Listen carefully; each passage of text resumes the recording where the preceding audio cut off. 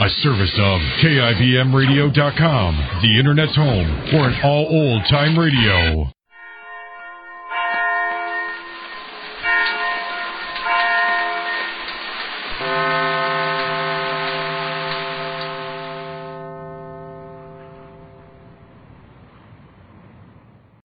Hey, Cinderella is here at last. And wait till you see what we're going to do for her on People Are Funny. Yes, that's right. From Hollywood, John Goodell's production of People Are Funny, brought to you by Raleigh Cigarettes. Smokers, does your cigarette pack have a coupon on its back, good for valuable premiums? It does if you're smoking Raleigh cigarettes, the only pack with a coupon on its back. Raleigh's, America's greatest cigarette value. And now, here is radio's top master of ceremonies, Art Linkletter.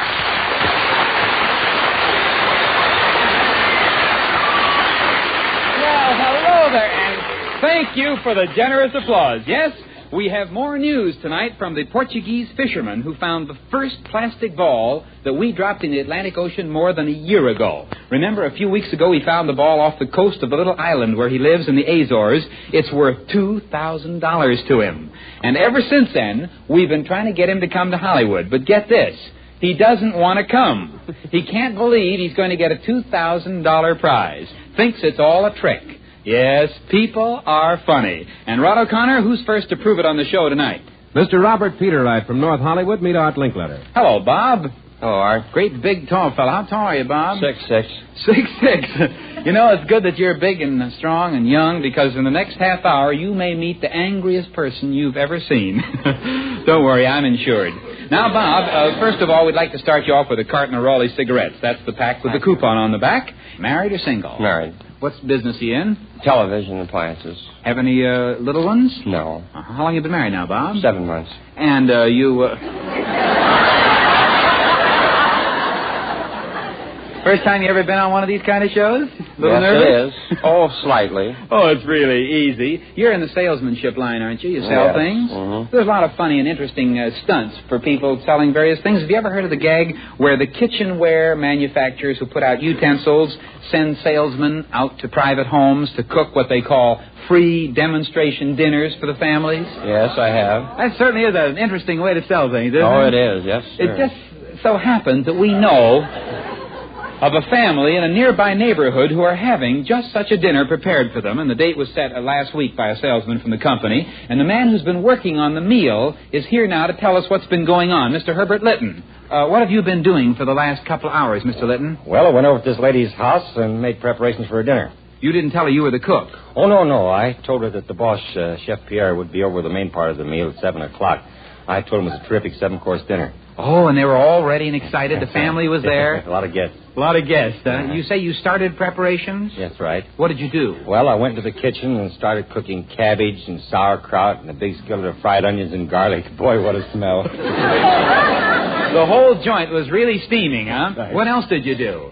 You were out there in the kitchen practically alone. Yes, it just so happened I spilled a sack of flour on the floor, upset a can of tomato juice, and accidentally broke several dishes. Well, what about the lady of the house? Did she object to all this? Well, she wasn't any too happy about it. In other words, this demonstration, the guests are out in the living room right now. Yes, a lot of them there. Well, what did you finally do when you got into an awful mess in the kitchen? Well, I told her that Chef Pierre, the boss, would be over soon and straighten the whole matter out. And then you quit and walked out of the house? That's right. What time did you tell her Chef Pierre would arrive? I said 7 o'clock. It's now 7:35. Mr. Peterwright, doesn't this worry you? Why should it? You don't listen to this program very often, do you? Why do you suppose we've been telling you all this stuff? Hello, Chef Pierre. Oh, no. That's you. Come on over here, boy. Now, here's the picture. Here's a lady, has a house full of guests, and worst of all, one of the guests is her husband's boss. A friend of the family who was in it with us arranged the whole mean trick on him, and now she's got nothing to serve so far except the odor of cabbages and onions. Now, what do you think she'll do when you walk in 45 minutes late and say, I'm Chef Pierre? Probably blow her top.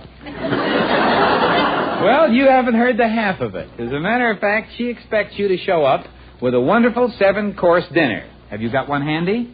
No, I haven't.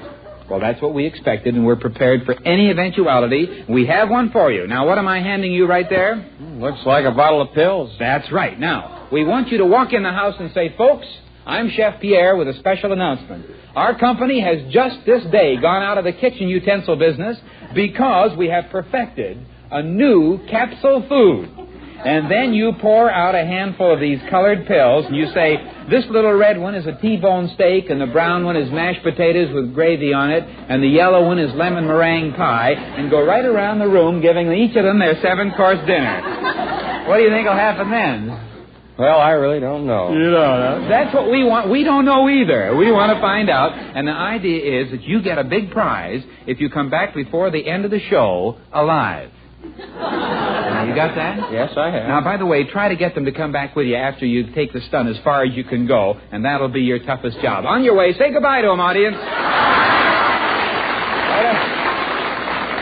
Does your cigarette pack have a coupon on its back good for valuable premiums? It does if you're smoking Raleigh's, America's greatest cigarette value. Well, that young man is 6 feet 6?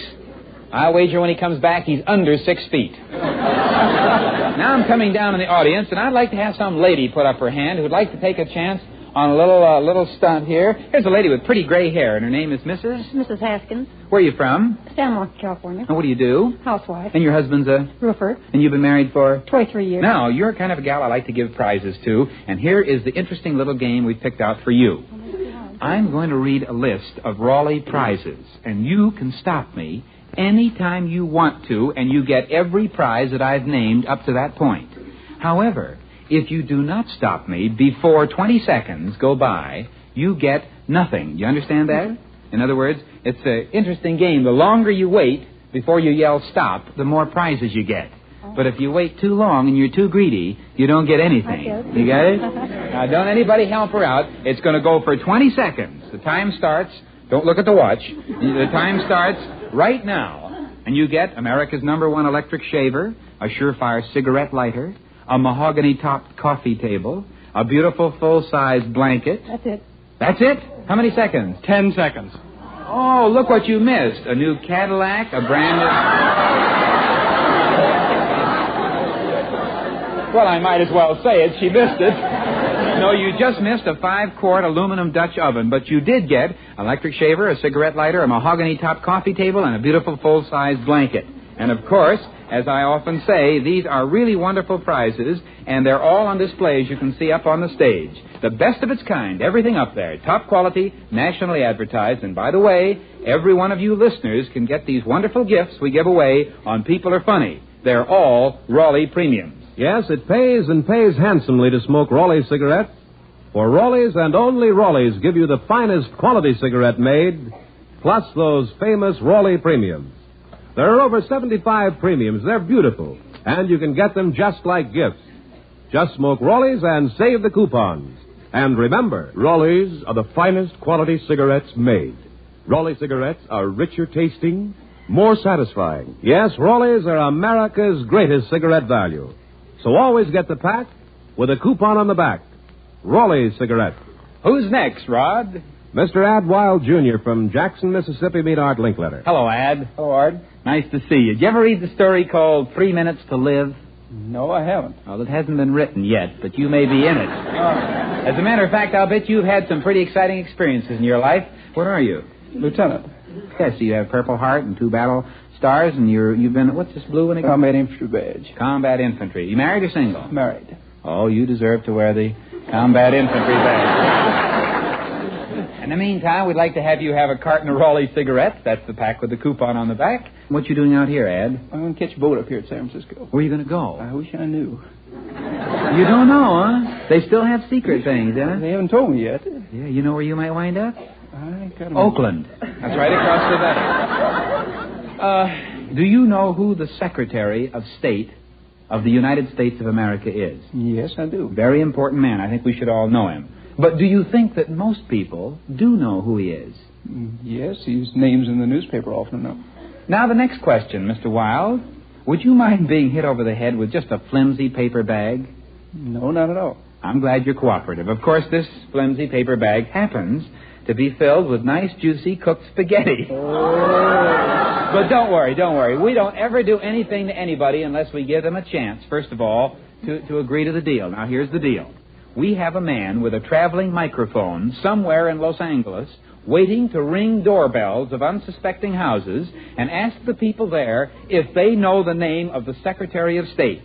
Now, if this man gets the correct answer to that question in 3 calls at 3 houses, you will not be hit over the head, but you will get $100 in cash from Raleigh Cigarettes.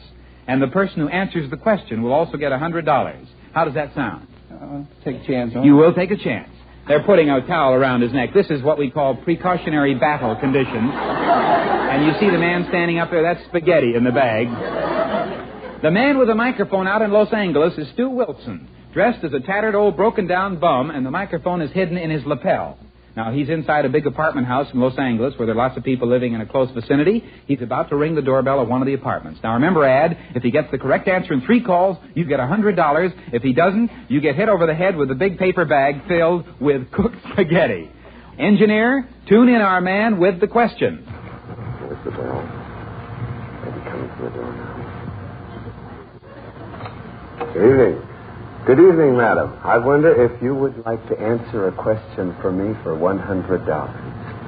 Does that sound good? Here's the 100 right here, and it's a very easy question. Oh, don't let these clothes bother you.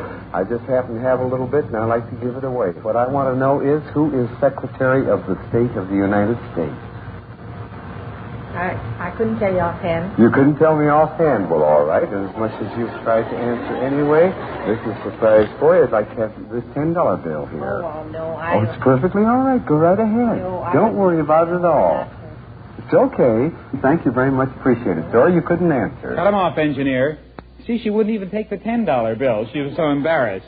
Well, Ed, our man right now is rushing over to another door in the same apartment house, and we'll be back to him just as soon as I get the word through these earphones that he's over there. By the way, I forgot to ask you an important question. Do you like spaghetti?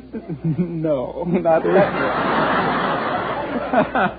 You'll find it dribbling down over the ears. It tastes entirely different. Now, you still have 2 chances. I wonder if the next person will know the answer. It'll be worth $100 to both of you. Wait a second. Here it is. Stu Wilson's at the next door. Tune him in, engineer. Just rang the bell. Okay. Good evening. I wanted to know if you would answer a question for me for $100. Answer a question for me for $100. Here it is right here. Well, now, you want to open up the door and I'll tell you about it. There's nothing to be alarmed about. A lady standing in back of the door here, you're looking through the window at me. Really and truly, I would like to give you this $100 if you can answer the question. Now, then, that's all right. There's nothing to worry about. And tell me, who is the Secretary of the State of the United States? My golly, I know it so well. I read it so many times. Well, I guess we all have. It's one of those things that sort of slips your mind. Don't you worry about these clothes I've got on. I've got a rich uncle. Who is the Secretary of the State of the United States? Can you answer? And that's $100 right there. You can see it, I'm sure.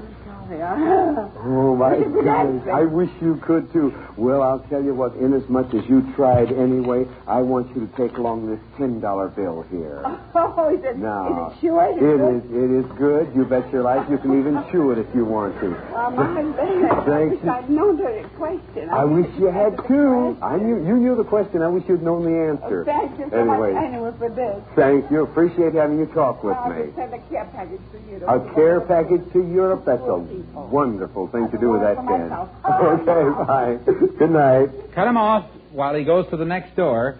Say, maybe nobody knows who the Secretary of State of the United States is, Ed. You ever think of that? They better. Your last chance is coming up. Look at that spaghetti hanging over your head. Don't feel badly. We could have put brickbats in that sack, you know. One more chance. One more chance.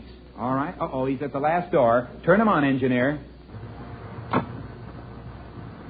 Good evening. Good evening. I wonder if I could talk to you just a second. I want to ask you whether or not you can answer a question for me for $100. Here's somebody who can, though. Someone who can, you think? Well, fine. Be glad to talk to whoever it is. Calling some. Well, how do you do, sir? Here's $100 right here.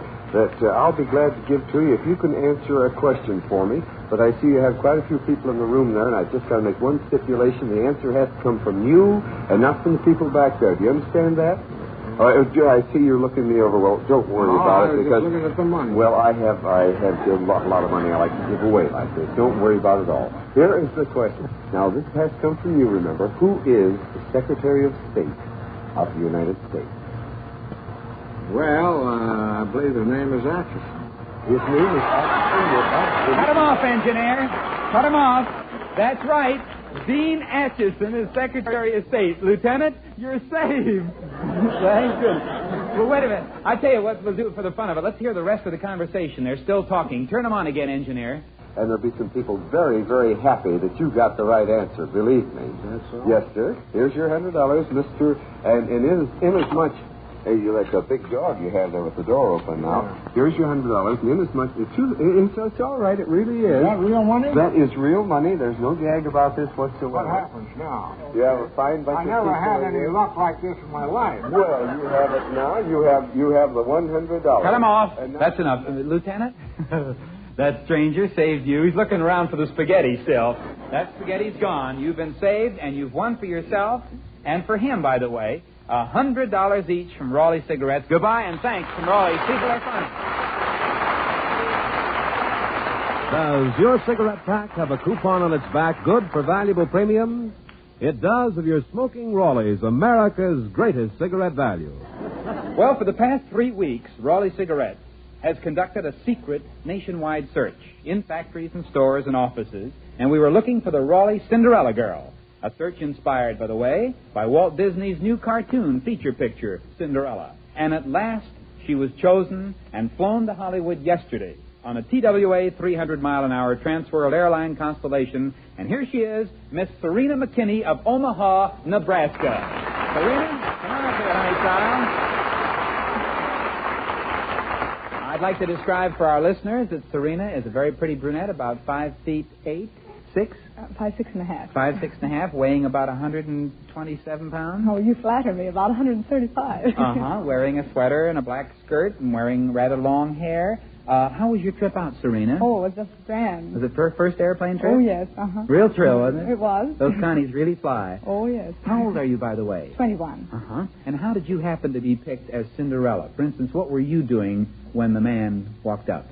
Well, I was standing in a music store looking at some sheet music, and a gentleman walked up to me, and he said, what size shoe do you wear? And I said, 6.5. And he said, well, I think you'd make a lovely Cinderella. And I thought, well, this is certainly a new line. I suppose he was trying to make a date and all that sort of thing. And so then he carried on, and I decided that he was really serious. Where did he say he was from? He was from Radio WOW, and he said he was looking for the entrance into the Cinderella contest. So you sent us some pictures, and you wrote us a letter? Yes. And you were picked by the judges over all the other girls all over the country. Tell us, what kind of work do you do? What kind of a job do you have? Well, I was a typist and file clerk. I'm between jobs now. What was your salary? About $24 a week. Well, with whom do you live back in Omaha? Well, I live with my mother. She works, too. She works, too, Were you born in Omaha, Serena? No, I was raised in the Ozarks. An Ozark gal, eh? Let me see. Yep, she's got shoes on there. And, did you live on a farm? Well, yes. Did you work on the farm yourself? Our whole family worked. We worked in the fields, baled hay and thrashed hay, and we had combine, and we also raised cows and chickens and pigs. Well, from pigs to Hollywood, that is really that's a real Cinderella gal, and now all you have to do is to try on our magic slipper, and if it fits, Raleigh Cigarettes will try to grant your greatest wish. But first, we have a lovely Cinderella gift for you in this beautiful big box. Would you bring it up here? It's all wrapped up in blue ribbon. Would you look inside and tell us what it is? Just open the paper. Oh! Look what it is. It's a pumpkin and a dozen white rats. Yes. That is just like in the Cinderella story, isn't it? These are the pumpkin and the white mice, and they're going to be your coach and 4 white horses. Boys, bring me my magic wand, if you please. Cinderella, close your eyes, and when you open them, you'll see a surprise. Bibbidi, bobbidi, boo. Now, Cinderella, open your eyes and tell me what you see right here. Oh, it's a beautiful picture of a wonderful automobile. That great big long black limousine is going to be your special coach in Hollywood. A big beautiful Tanner limousine waiting outside NBC right now. Be at your service all the time you're in Hollywood. Any place you want to go in Southern California. And there's a man coming out from behind the picture. Oh, looks like he has a chauffeur's cap on. Would you come up, sir? Your name? Al Lucky. And who are you, Mr. Lucky? I'm the Cinderella's chauffeur, ready to take her any place her heart desires. A real chauffeur in a great big black limousine. And here comes another man now. Who are you, sir? I am Jean-Paul from the House of Westmore. Jean-Paul. Cinderella's godfather. What are you going to do for Cinderella as her godfather? Well, already she is beautiful, but I'm going to make her a romantic hairdo. And we'll give her a manicure and also makeup, too. You give her a real professional job, huh? Certainly. How do you like that, Cinderella? That's just wonderful. Thank you so And much. when Westmore does it, they know how to do it. And now a third man is coming from behind the picture. Who are you, sir? Kenneth Kessler, sir? Kenneth Kessler, and what are you going to do for Cinderella? I am Cinderella's godfather from the Walt Disney Studios with the very Jordelle gown that Cinderella wore in the picture, designed by Jordelle. And you have it right here. Would you open it up? Oh, what a beautiful gorgeous gown. Isn't that beautiful? It's Oh. all white with gold stars on it and tulle and brochure and brocades and the pendants and all the stuff. In other words, it's darn pretty. And now comes you can wear it tonight, by the way. That gown's been cut to your size. A fourth man comes out from behind the magic coach. Who are you, sir? Wilton Snyder. I have something from Kenneth Hopkins, a surprise. 2 beautiful hats. Well, Kenneth Hopkins' hats, let's see them. They're... To wear in the daytime. Yes? And other ones to wear at night. Isn't that beautiful? Well, now, isn't that nice, Cinderella? Now, let's see. There's something missing. A man. You're all dressed up and no place to go. Do you have a boyfriend at home? Well, not seriously. Oh, you better not. We're going to look for a Prince Charming. Would you be interested, Serena, if we introduced you to a few eligible young men to take you to some famous Hollywood spots during the week? Oh, I certainly would. I've always wanted to go there. Well, here comes one right now. A handsome young motion picture executive, Mr. Bob Raines. Hello, Art. Hello, Cinderella. Bob, where do you want to take our lovely Cinderella girl? You know all about Hollywood. We're supposed to go to Chasen's or some food, and we'll meet some movie stars there. Oh, that's your business, isn't it? All right. All right. You'll meet movie stars with Bob Raines. And here come 2 more escorts for you. 2 leading men from RKO Studios, Mr. Steve Brody and Robert Bantry. Hiya, fellas. Bye, thank you. Steve, how are you going to entertain her? Well, I thought maybe if you really want to see Hollywood, we'd go to the Brown Derby. Yeah? You know, for a little dinner. Yeah. Then kind of top the evening off with a little dancing at the Hollywood Bowl. That's all right. Oh, I'd love to. Let's go to the Biltmore Bowl. The Hollywood Bowl is so empty these days. There's so much more room. Yeah. You stay out of the Hollywood Bowl with our Cinderella.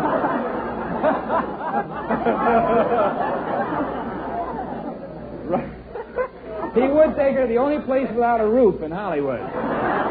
Robert Bantry, where are you going to take our lovely Cinderella? Well, I thought we'd have dinner at the Beachcombers and then go dancing at the Beverly Hills Hotel. How do you like that, Cinderella? I'd just love to. Thank you These very fellas much. are nice and tall, too. Wait a minute, that's not all. Here comes a 4th escort for you, a famous radio, television, and picture star, Roddy McDowell. Hello, Roddy. Well, Roddy, certainly as an eligible bachelor, as all these men happen to be, what are you going to do with Cinderella to make her stay a happy one? Well, I was wondering if Cinderella would like to go to the Coconut Grove for the evening. I'd love to. Wonderful. Really? Well, that takes care of you for the rest of the week, Cinderella. And we have 2 other surprise dates for Sunday and Monday. But wait a minute, there's one night missing. Tonight. Have you any idea who's taking you out tonight? You?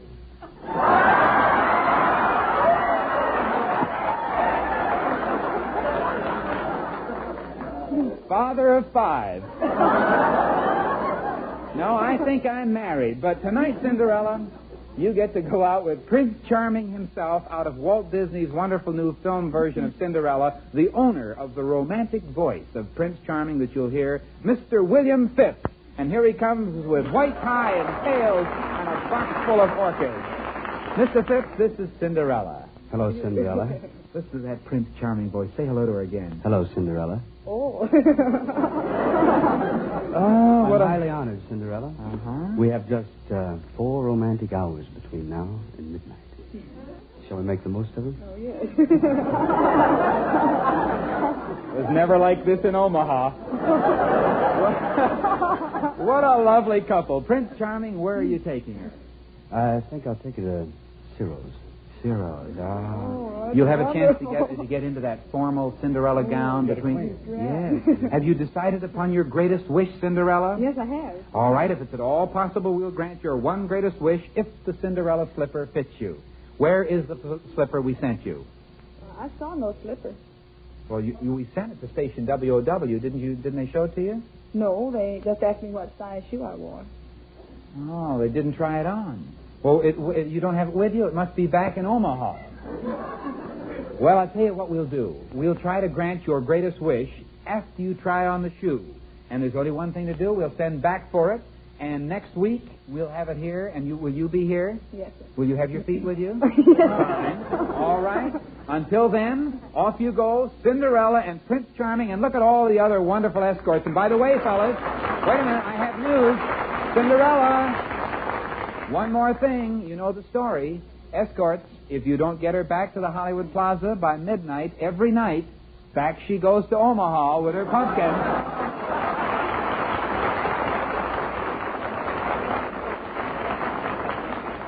Say, Lieutenant, would you come back up here for just a second to the microphone? Do you happen to have any change in your pocket? Yes, sir. Let me see the change, will you? About how much do you have? Oh, quite a bit. Now, that's fine. That's real money. Now, what am I doing right now? Throwing my money away. That's exactly right.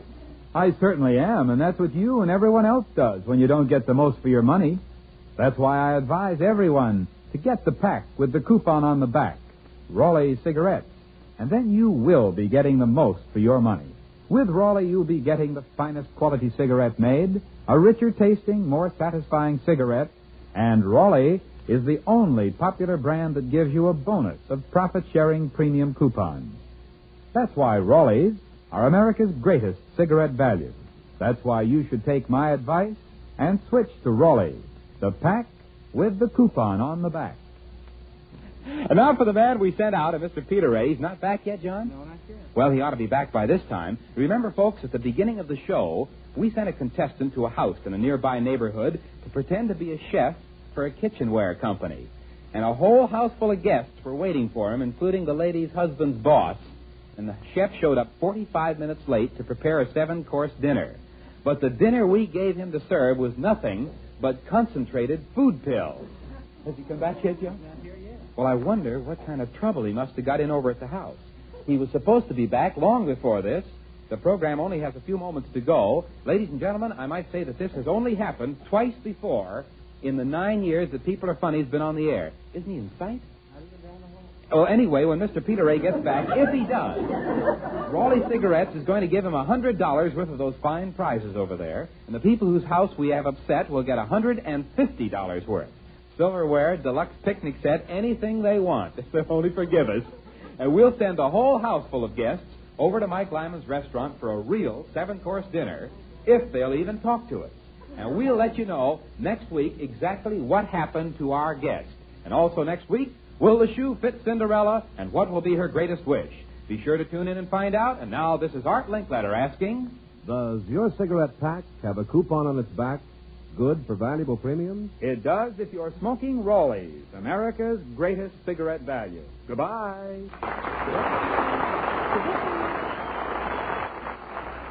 Give me a man who smokes a pipe. Pipe smokers look so masculine, so satisfied. Satisfied? Yes. Especially when they smoke Sir Walter Raleigh. Richer tasting, smoother smoking Sir Walter Raleigh. And I like the aroma of a pipe. Aroma? Sir Walter Raleigh is the brand of grand aroma. Yes. Give me a man who smokes a pipe. So, men, give the ladies a treat. Give yourselves a treat. Light up your pipe with Sir Walter Raleigh. Next week, what will be Cinderella's greatest wish? This is Rod O'Connor saying goodbye for Raleigh's People Are Funny, transcribed from Hollywood. Be sure to hear Morton Downey tonight on NBC.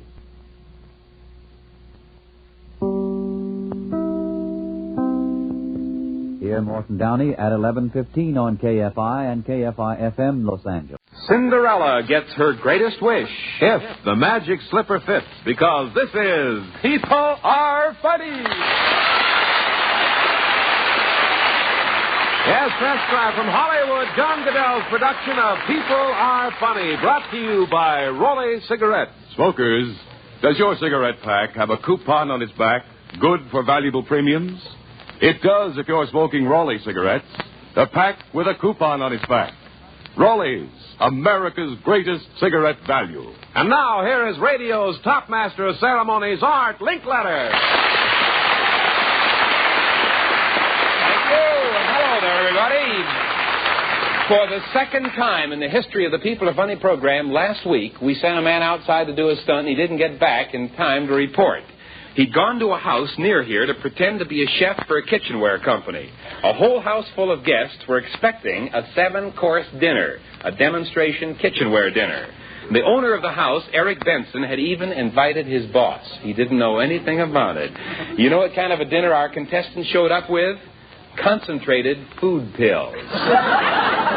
Benson works for a roofing company, but he never raised the roof as fast as he did last week. Our poor guy was nearly thrown out of the joint before he could tell them that we were taking them all to Mike Lyman's for a full-course meal. And by the time he'd calmed this raging mob down, it was too late to get back here before the program was over. It was really a hassle. Anyway, we gave the Bensons $150 worth of prizes. Everybody's happy, and so let's start making somebody unhappy all over again. Rod O'Connor, who's first? Mr. Irvin Shadrow from Los Angeles, meet Art Linkletter. Hello, sir. Hello, Art. Did he say Shadrow? That's correct. Meshach and Abednego. Where'd they go? Sounds like that famous trio. How old are you, Mr. Shadrow? I'm 24, Art. Mm-hmm. How are you in an emergency? Are you pretty quick at grasping a new situation? Oh, I think so. Uh-huh. That may help you later.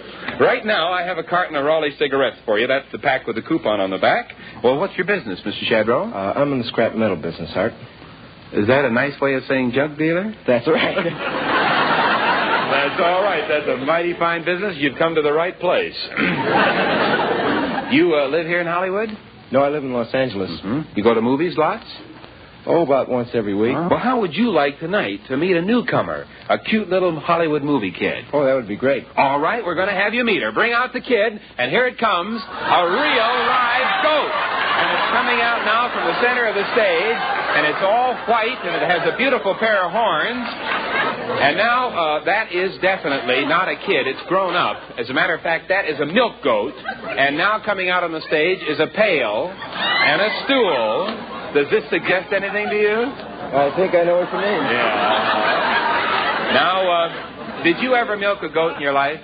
No, I didn't, Art. Well, here's the deal. If you can milk this goat right now, Raleigh Cigarettes will give you $50 worth of those fine prizes over there. Are you willing to try? I'll try it, Art. All right, let's get down on the stool there. I'll come around and describe what goes on. And there's the pail. Well, the goat's standing very patiently. He's put the pail over, and now the goat moves over, and now we move over, and now the pail's moved over again. And now the goat kicks the pail over, and Mr. Shadrow doesn't know what's going to happen, and I'm sure the goat's even more bewildered.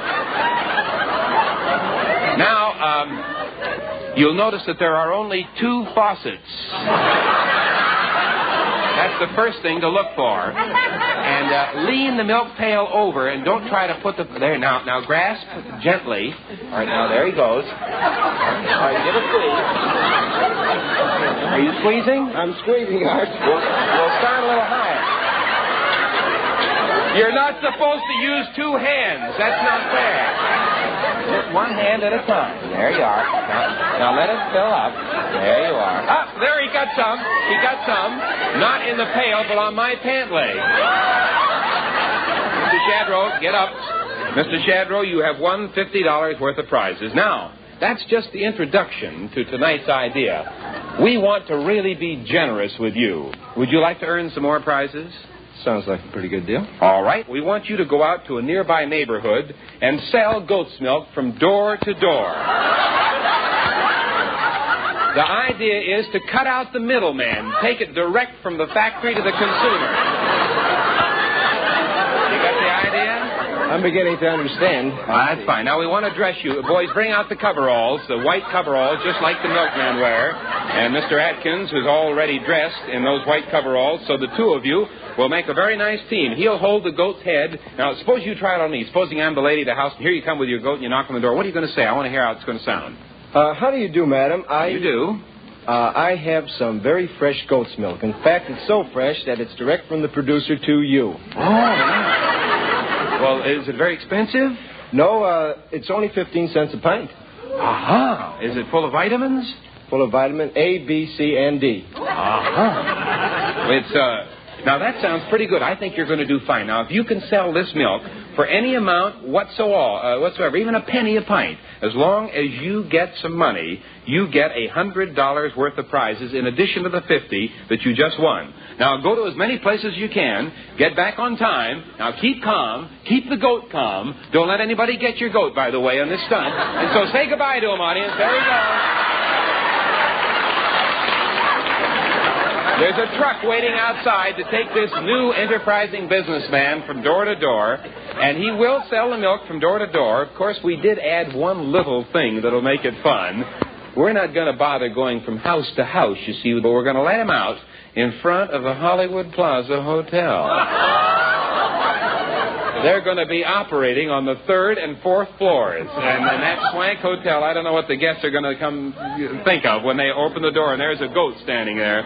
We'll hear about it if he comes back. Does your cigarette pack have a coupon on its back, good for valuable premiums? It does if you're smoking Raleigh's, America's greatest cigarette value. Coming your way 2 weeks from today, big news, good news. I'm going to take this moment to ask if there is anybody in our audience tonight who has a birthday. Anybody who has a birthday today in the entire house. Is there anybody who has any kind of a birthday or anniversary? There's a lady, John. What are you celebrating, madam? Second anniversary. Come on down the aisle here. You're Mrs. Forrest. Miss who?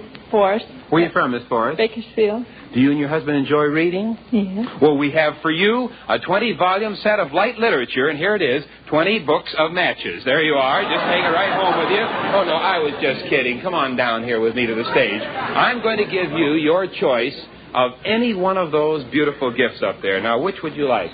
Would you like handsome bathroom scales? Are you worried about your diet? No. Would you like a complete set of polished brass fireplace fixtures?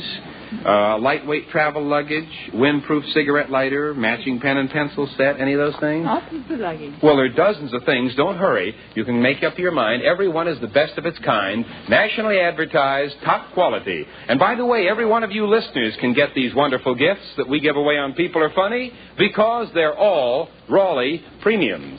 Yes, it pays and pays handsomely to smoke Raleigh's cigarettes. For Raleigh's and only Raleigh's give you the finest quality cigarette made, plus those famous Raleigh premiums. There are over 75 premiums. They're beautiful, and you can get them just like gifts. Just smoke Raleigh's and save the coupons. And remember, Raleigh's are the finest quality cigarettes made. Raleigh cigarettes are richer tasting, more satisfying. Yes, Raleigh's are America's greatest cigarette value. So always get the pack with a coupon on the back. Raleigh's cigarette. Folks, we all make dumb mistakes. So on this show, we're coming down on the audience to see if some of you here will admit to the dumbest thing you ever did. And maybe talking about your mistakes will help someone else feel a little speaking smarter. off stage where our studio audience can't hear me. Raleigh cigarettes will give $100 cash to the person who lost the most by the dumbest thing he ever did. That's $100 for the most costly mistake. Now back to Art Linkletter. Talk to some of the people who'd like to volunteer. You're Mr. Charles Metzger. Where are you from, Charlie? Brooklyn, New York. And your business? I'm a director of sightseeing people. All right. And what is the dumbest mistake you ever made? When I got married, I had the habit of calling my wife Sylvia. Her name was Beatrice. And she would have given me a divorce because it was getting irritable. I even said Sylvia in my sleep, and again I say her name is Beatrice. Well, who was Sylvia? A cashier in a former business I had of mine. And your wife was not the Sylvia you kept? No, sir. And I cured that by going to a psychiatrist, and I invested $15. $5 for his fee, and $10 I had to buy a parrot. He suggested I talk to the parrot for 2 weeks and call the parrot Beatrice and try to make it say Beatrice. Eventually I tried to, but believe it or not, once in a while I'd say Sylvia, and then I have a lot to explain. That's a very interesting thing. They do wonders for the sale of parrots all over the country. Let me talk to this lady right up here. Her name is Miss Virginia Skiba. Where are you from, Miss Skiba? I'm a Transworld airline hostess based in Kansas City. What's the dumbest mistake you ever made? Well, I think it was on my fourth trip when I was taking a flight from Kansas City to Newark, and we had stops in Indianapolis and Dayton. Anyway, when we landed, I said, this is the Dayton Municipal Airport. You can pick up your baggages and so, and 4 of the passengers got off. And when we took off, the captain called me up to the cockpit, and he said, what happened? You left 4 Dayton passengers in Indianapolis, and that's what happened. And we had to go back for them, and it caused a big delay. And they called me in and almost meant my job. By the time we got to Dayton, I just wished that I hadn't been on the plane. They just looked at me. I was the most ignorant person you could imagine. In other words, you got people off in the wrong city. Yeah. But you're still working for TWA. Yeah. And no more mistakes. Oh, no. It's like the porter, the person complained, I got 1 tan shoe, 1 black shoe, porter. And he says, that's funny. He says, this is the second time this morning that mistake's been made. Our next guest is Mrs. Myrtle Molinex. Where are you from, Myrtle? Vincennes, Indiana. And what was the dumbest mistake you ever made? Well, long years ago, I was cashier in a restaurant, and of course, you know, when the boss comes in to have their meals, well, you got to hurry like everything, and the rest of the help was gone for the afternoon, so I hurried to wait on them, and let me say that the lady was rather tall, and the gentleman was short, and he wore a toupee. And she was his wife? Yes, and she was really, they were sitting at the table, and she didn't like no fun at all. So I served them and hurried, you know, and thought I was just doing great.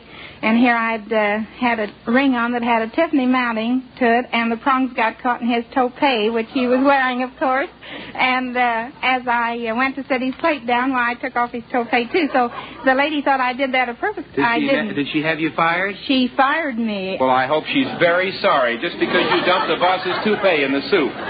We have any more time, John?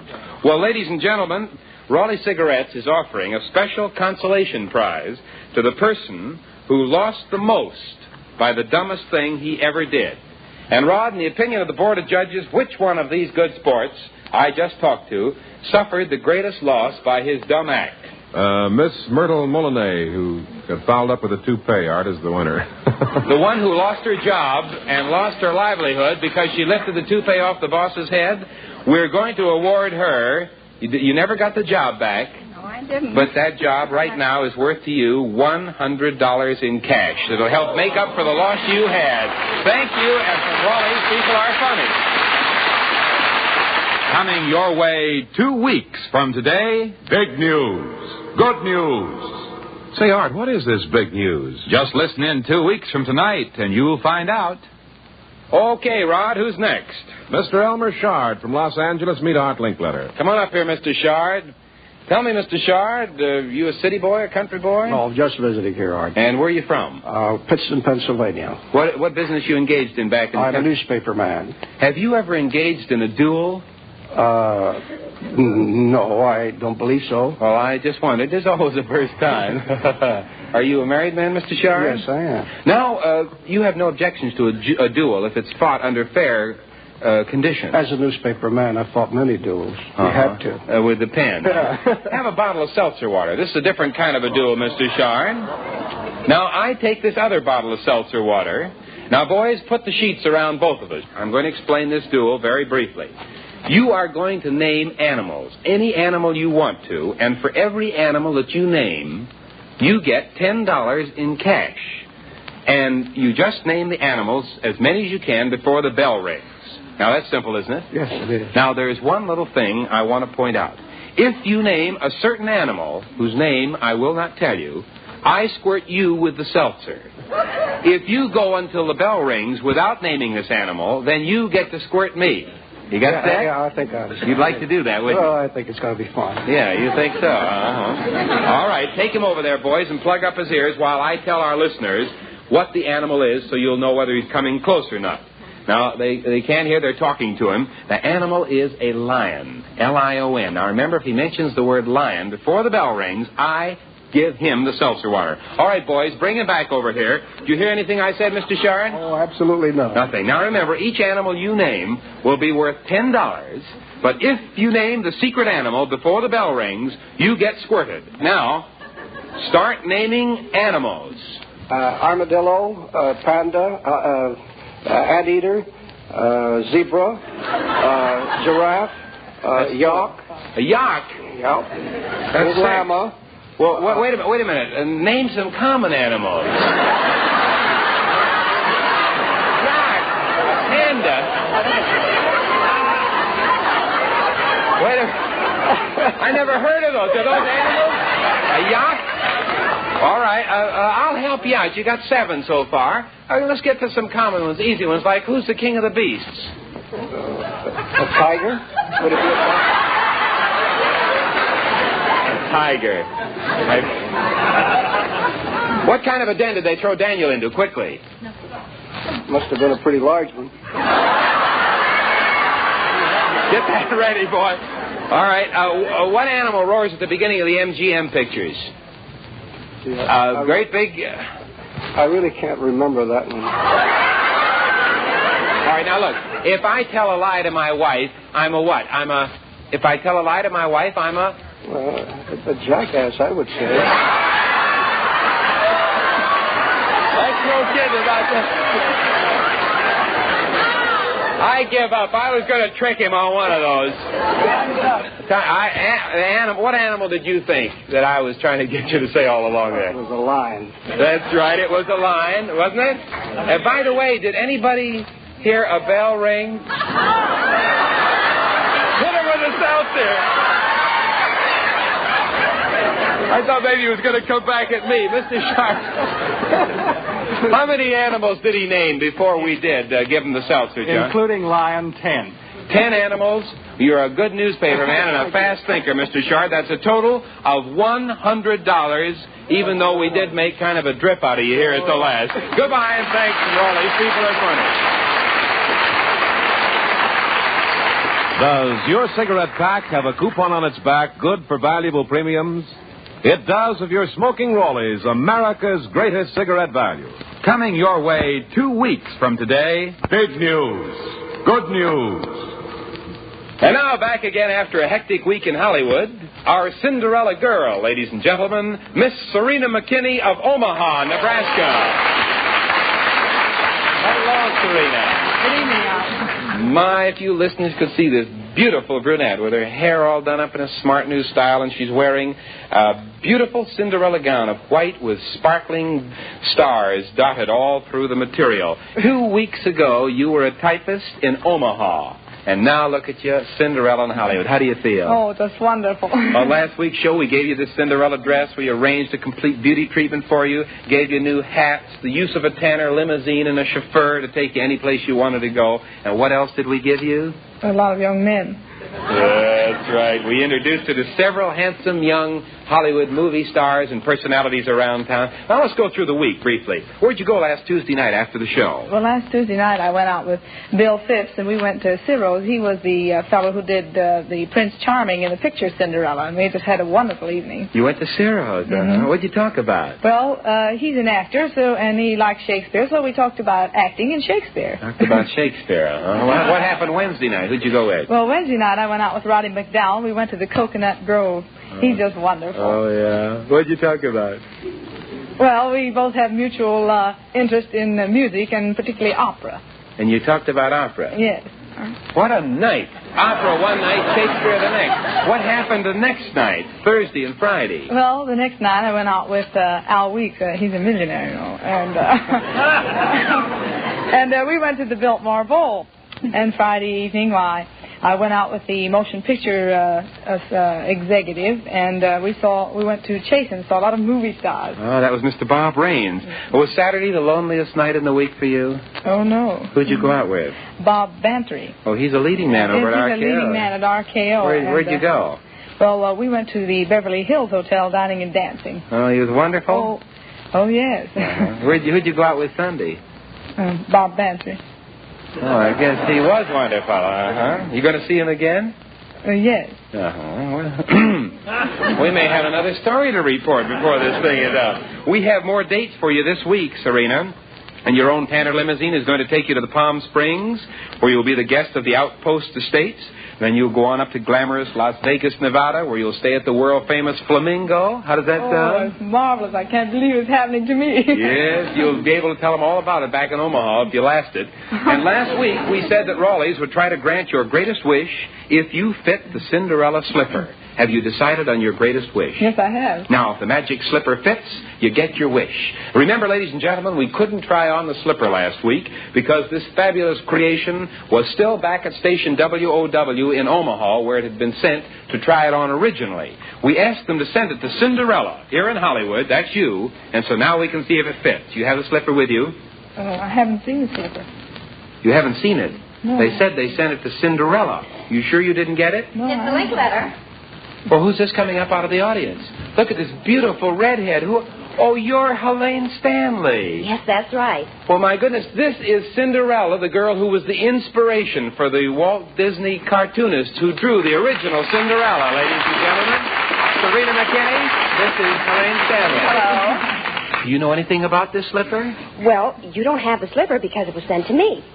Oh, I see. In other words, it was sent to Cinderella Hollywood. Well, yes, that's right. It was addressed to Cinderella Hollywood, so it came to me. Yeah, I guess around the studio they do call you Cinderella. Yes, they do. Well, now, let's have the slipper and we'll try it on our Cinderella girl and see if it fits. Well, I don't have it. I sent it to the studio wardrobe department at RKO.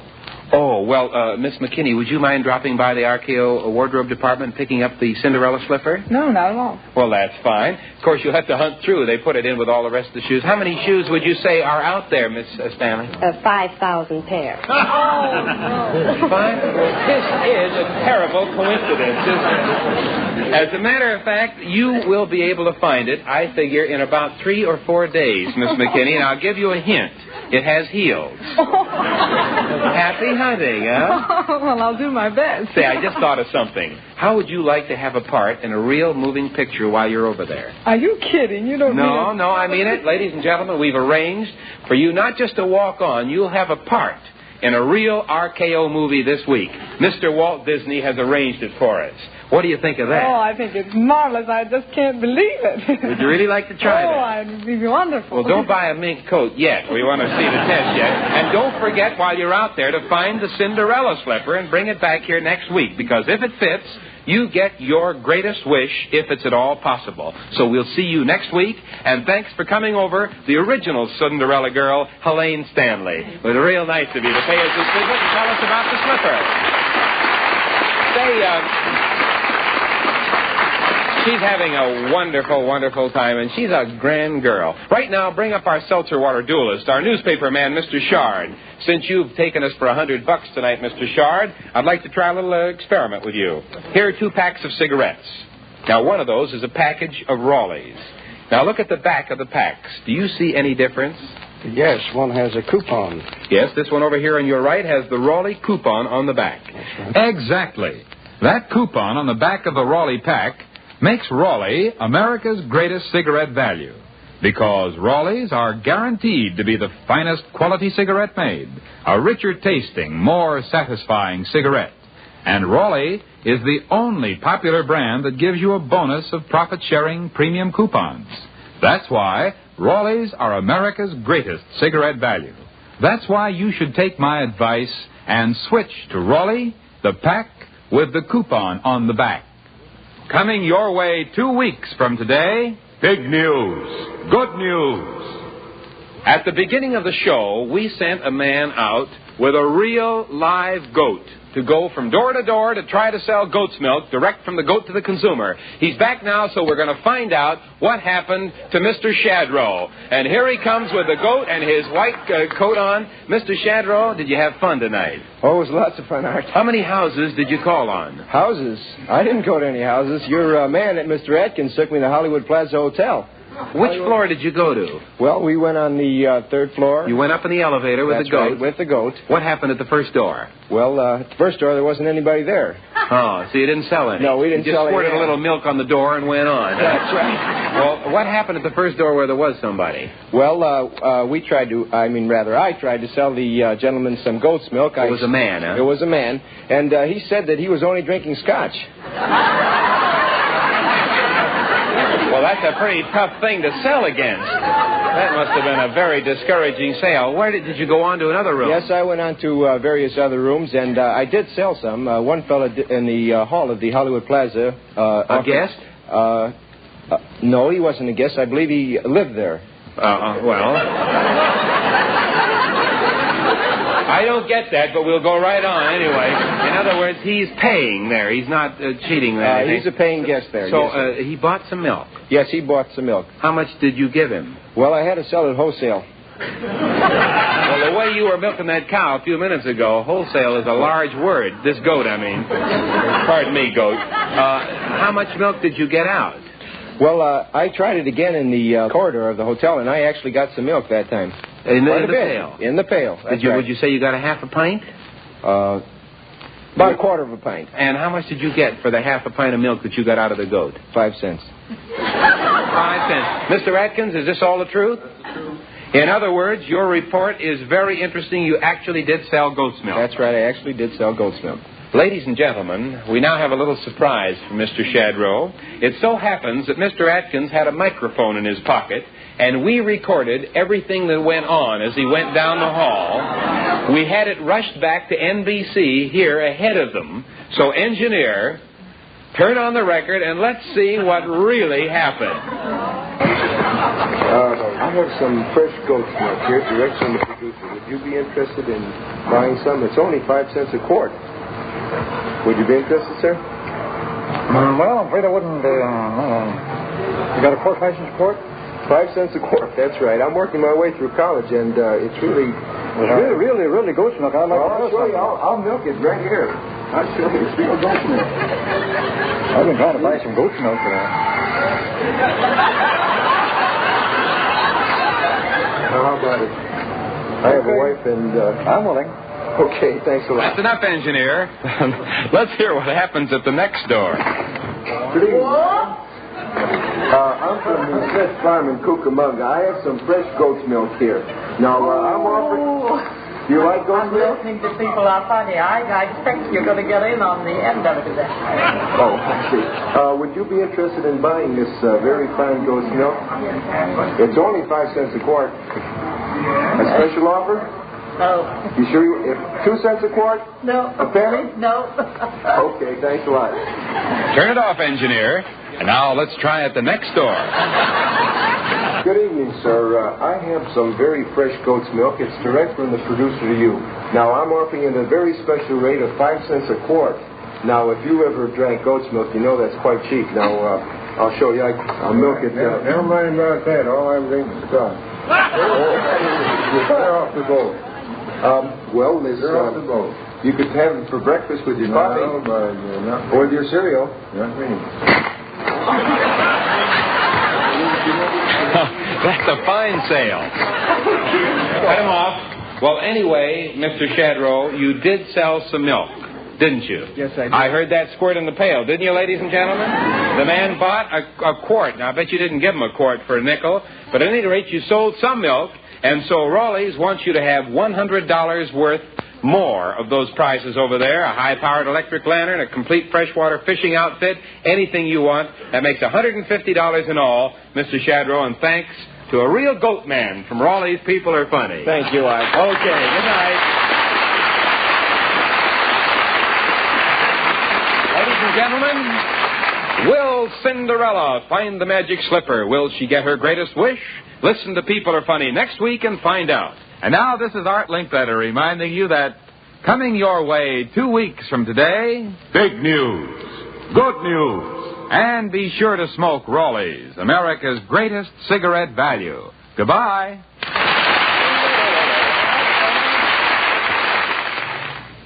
Pipe smokers, you'll like Sir Walter Raleigh pipe tobacco. You'll like the rich, full-bodied flavor of Sir Walter Raleigh. Never bitter, never biting. You'll like the way Sir Walter Raleigh smokes cool, clean, never leaves a soggy heel in your pipe. just a nice dry ash. And you'll like that grand aroma of Sir Walter Raleigh. You and your pipe will be welcome everywhere. Yes, men, you'll like everything about Sir Walter Raleigh. It's the quality pipe tobacco of America. What will be Cinderella's greatest wish when she finally gets a chance to say it? This is Rod O'Connor saying goodbye for Raleigh's People Are Funny, transcribed from Hollywood. May come true if the shoe fits, because this is People Are Funny. Yes, transcribed from Hollywood, John Goodell's production of People Are Funny, brought to you by Raleigh Cigarettes. Smokers, does your cigarette pack have a coupon on its back, good for valuable premiums? It does if you're smoking Raleigh cigarettes, the pack with the coupon on its back.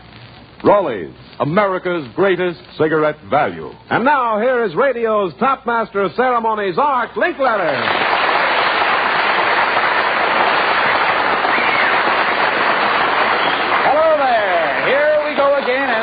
News for you to start the show. The Portuguese fisherman who found the $2,000 sealed plastic ball on the shores of the Azores is on his way to Hollywood. You'll meet him very soon. And here's something else coming your way 1 week from today. Big news. Good news. And now, Rod O'Connor, who's first on the Raleigh Show? Mr. and Mrs. Sherwood McDonald from Hollywood. Meet Art Linkletter. Come right on up here, folks, to the microphone. Our first young man chewing gum assiduously is Mr. McDonald. What'd you do, swallow it? Oh. Let's find out a little bit about you, too. How long have you been married? 13 years. You look like you've led a very happy married life. Yes, indeed. I mean, up to now. Meanwhile, have a carton of Raleigh cigarettes, the pack with the coupon on the back. What do you do, Mac, for a living? Carpenter. How do you think it would feel to be married to a famous movie actress? Okay, if it's Betty Grable. Not bad. You're going to find out. In the next half hour, you are going to be the husband of a movie star, Mr. McDonald. What a life. We're going to take you out of NBC and up the street here to a crowded Hollywood restaurant, and you're going to wait for her up there. You got that? Now listen carefully. Don't worry. You'll know her when she shows up, because she'll be wearing a complete Arabian costume, straight from the movie set where she's working on the life of Allah's Holiday. Now, what do you do when she walks into the restaurant? I'll say hello. What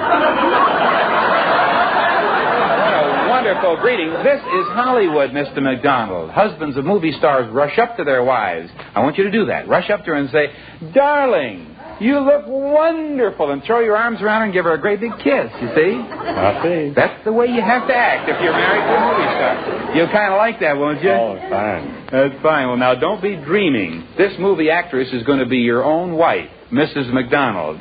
That's where you come in. We're going to dress you in a complete Arab costume, a long flowing robe, an authentic harem veil, and everything you need. Now, you come into into the restaurant just like a movie queen, fresh from the set. And when you come in, Mac, you'll be ready to do your stuff?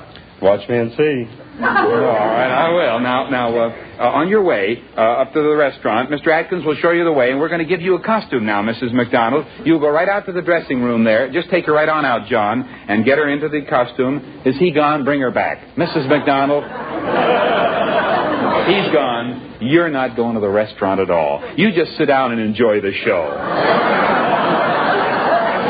Ladies and gentlemen, from here on, the plot thickens. Bring on the next volunteer couple out of our studio audience. Come on, bring them on out here. They've been off stage, and how do you do? How do you do? I notice that you are all dressed up like an Arab. Yeah. You're Mrs. who? Weiss. Hello, Mr. Weiss. How are you, sir? How long have you two been married? 11 months and a few days. We had you off stage because, Mrs. Weiss, we wanted you to get into this costume, and it's very, very pretty. Have you ever worn one like this before? No. Well, here's the idea. By the way, Mr. Weiss, what business are you in? I'm a student. Where? SC. Oh, and what does Mrs. Weiss do? Housewife. And who makes the living while he's studying? We barely get along. You barely are living. Well, that's wonderful. Young kids like you are having a marvelous time. And Mrs. Weiss, we had you put on this Arab costume off stage because we want to find out how good an actress you are. Now, pull the veil down over her face. That's it, just like a real Arabian. Now, you see, It's a shame to hide your face, but that's the way the Arabs do it. Now, you'll be driven in a limousine to a big restaurant near here, and we want you to see how well you can carry this off. Yes. We want you to try to fool the people into thinking that you are a real Arabian over here on a visit. Mm-hmm. And do you think you can do that? I will try my best. Make a real regal entrance. Walk right in and say, just like, here I am. All over my pantaloons, what happened? If you fall out of your pantaloons, everybody will notice. Now, don't be nervous. We'll send your husband to walk about 10 feet behind you as a bodyguard. Will you do that? I sure will.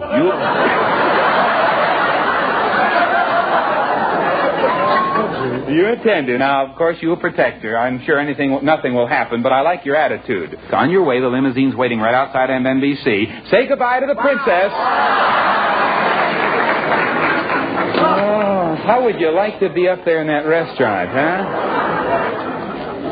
Can you picture that? Husband number 1 is going to rush up and throw a mad embrace around wife number 2. And husband number 2 will probably sock husband number 3.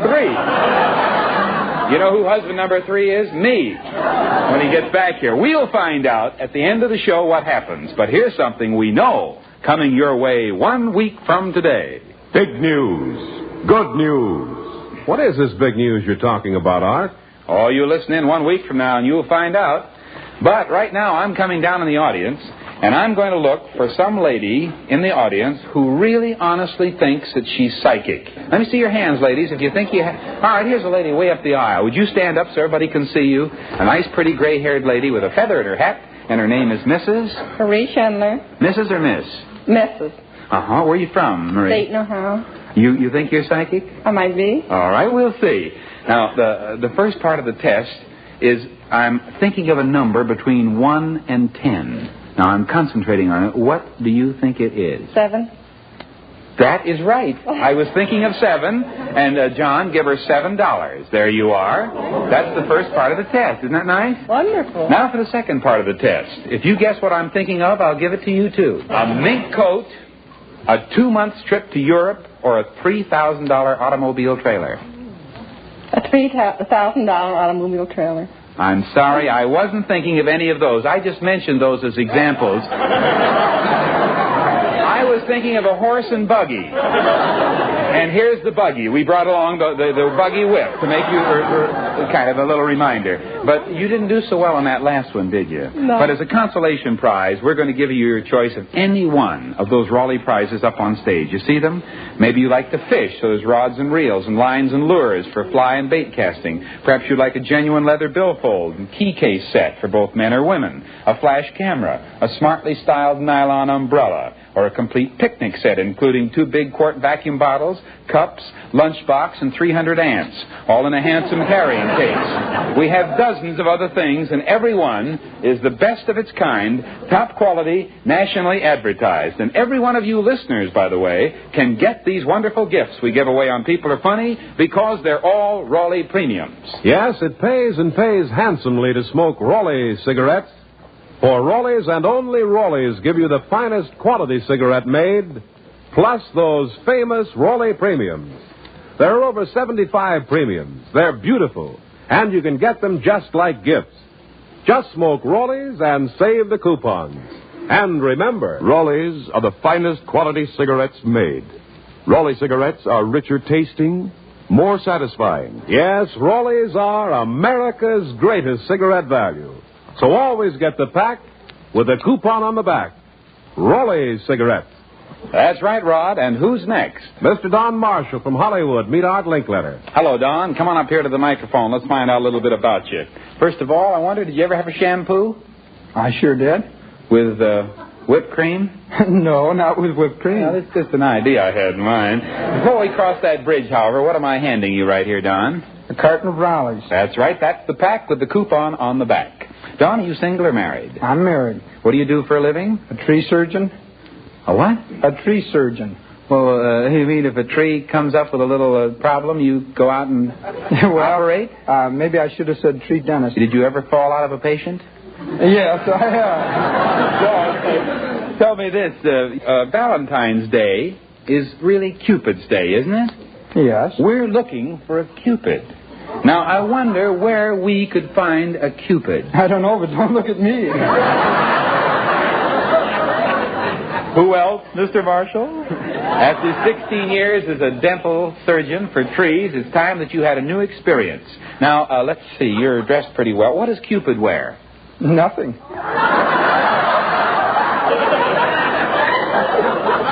We won't go that far, ladies and gentlemen. We're going to wait for television for that one. No, Cupid does have something, Don. Cupid wears a pair of wings and a bow and arrow. So, boys, off with his coat and off with his shirt. Next, there goes his necktie and his brown shirt's coming off. And get the bow ready and the wings all set. Now his shirt is off. Makes a beautiful sight up here. And that's fine. We're strapping the wings on him. They're a beautiful little set of wings. Now his pants. Well, we just roll them up.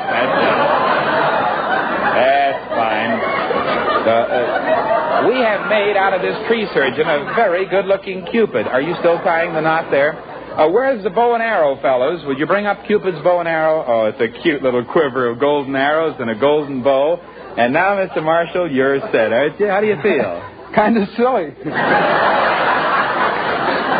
Well, that's kind of natural because, frankly, you look a little silly at the moment, but you're an awful good sport. Now, Mr. Marshall, we have you dressed like Cupid. Do you know what Cupid is supposed to do?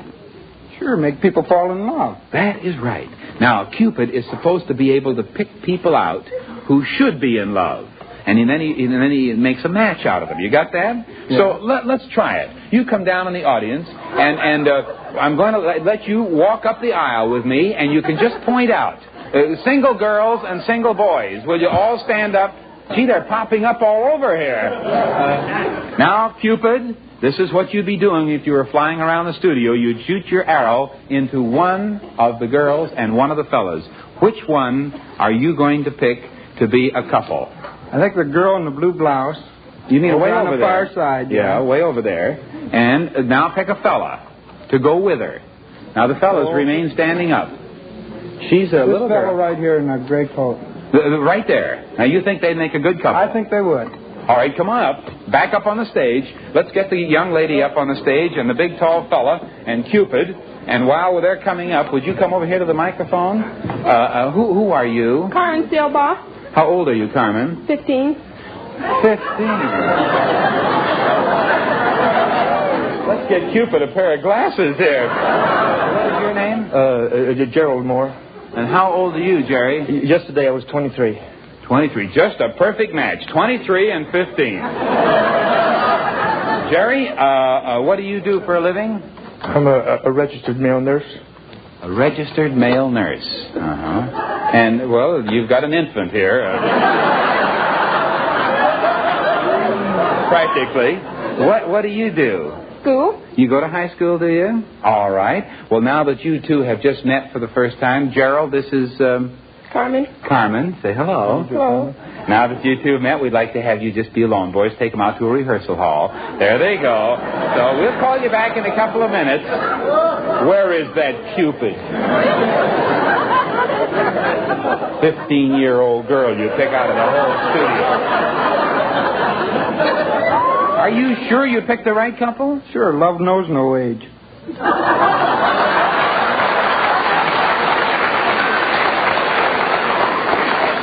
This is the first astigmatic Cupid I've seen in years. Well, you better be right, because we're going to bring those kids back in just a minute, and I'm going to ask them some questions. Now, listen, if they agree in their answers most of the time, Raleigh Cigarettes will give you, Cupid, $100 in cash for being a good Cupid.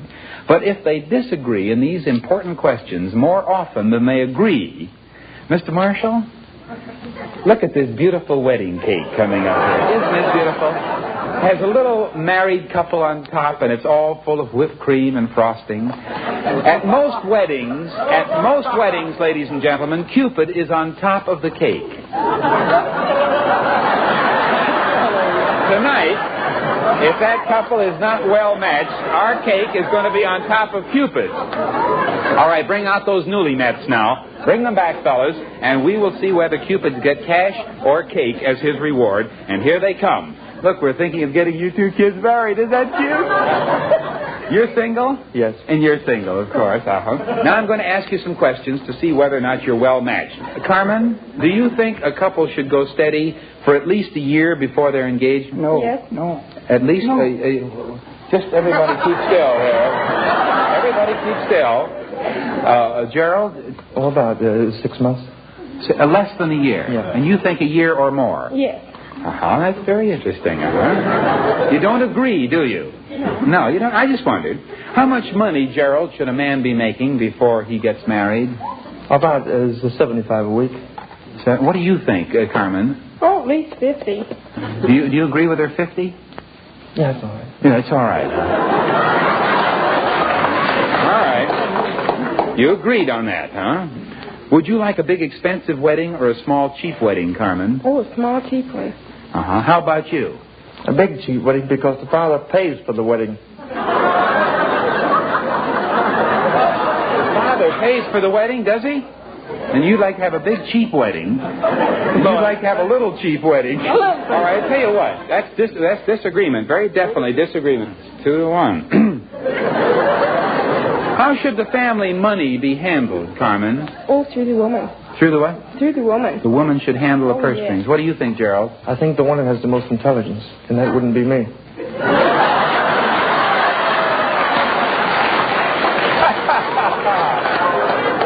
All right, then you agree with her. You agree, uh-huh. And it's 2-2. One more to go. This is the one that counts. What do you think of this, Cupid? Well, I don't know. You think it's going along all right? I think so. Yeah. Lucky Cupid. Finally, should the husband help with the housework, Carmen? Yes. Should he? Yes.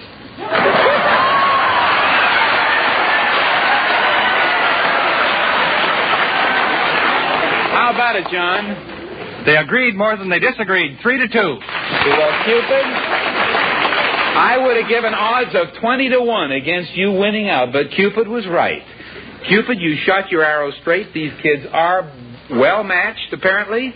So here's your $100 from Raleigh Cigarettes, and maybe they'll name their grandchildren after you. I don't know. And kids, Carmen and Roger, is it? Gerald, I mean. We think that you're so well matched that Raleigh Cigarettes wants you to have $150 worth of those fine prizes over there. So if you want to, you could start housekeeping. A mahogany top coffee table or fine aluminum kitchenware or anything you want. And if by some chance you don't get married, you can divide all the loot at your convenience. Goodbye and thanks to all of you from Raleigh People Are Funny. Does your cigarette pack have a coupon on its back, good for valuable premiums? It does if you're smoking Raleigh's, America's greatest cigarette value. Coming your way 1 week from today, big news. Good news. And I'll be in San Diego next Sunday night for a big show down there. But right now, who's next, Rod? Our Cinderella girl. Cinderella, we are glad you're here again. Cinderella, if the slipper fits you then, you will get your greatest wish. Cinderella. Oh, Cinderella. She was a poor little working girl in Omaha, Nebraska, just 3 weeks ago. Then suddenly, touch and go. Yep, she was tapped by one of our scouts. A trip through the clouds to a suite at the Hollywood Plaza. Beautiful clothes, a car, a chauffeur, a princess overnight with not one but 7 Prince Charmings. And now, ladies and gentlemen, if the magic shoe fits her, she gets her greatest wish. Will she get her greatest wish? And here she is, Cinderella, Serena McKinney.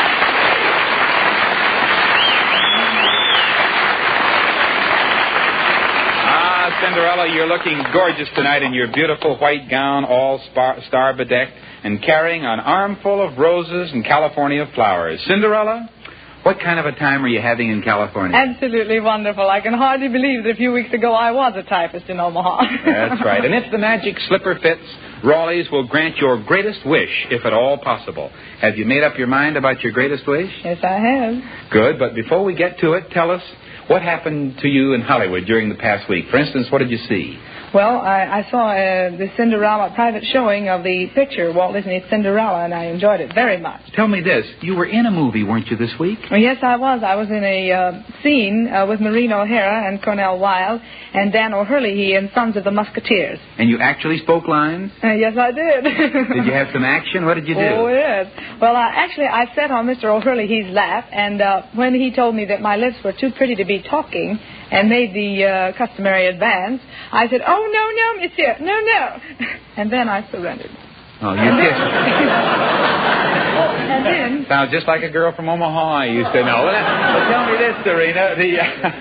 Did you actually have these lines in the picture? Yes, And then while we were thus embracing, Cornell Wilde and Alan Hale Jr. and Maureen O'Hara walk out, and then when they call his name, he stands up, and I fall on the floor and am very indignant about the whole thing and stomp out. Well, that was a wonderful experience, wasn't it? It certainly was.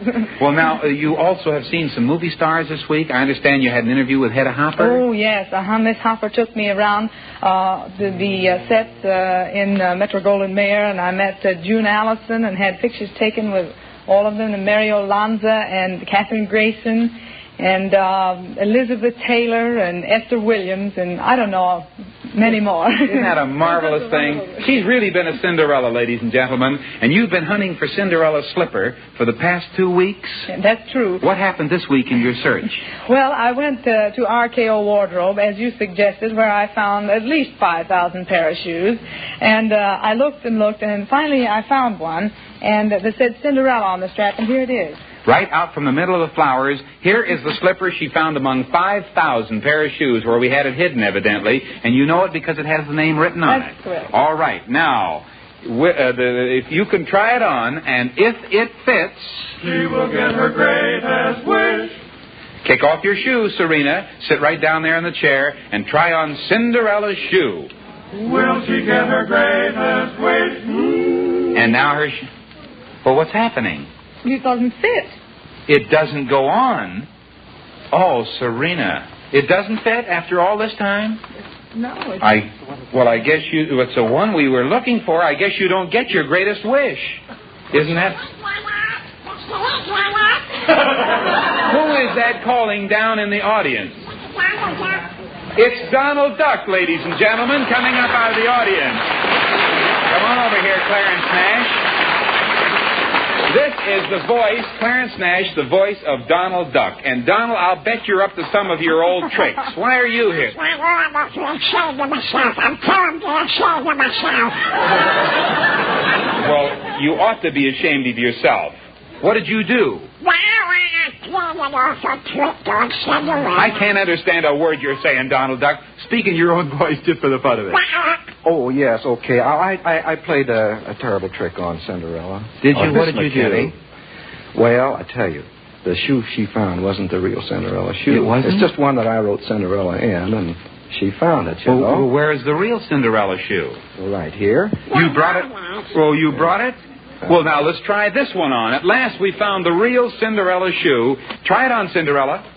Will she get her greatest wish? Remember, if it fits, we'll try to give you your greatest wish. And how's the fit? Perfect. At last. Ladies and gentlemen, Cinderella Serena McKinney has reached her big moment when shoe has fit. Here we stand in the center of the stage about to deliver What is Your Greatest Wish? Well, ever since I was a little girl, I have wanted to be a concert singer.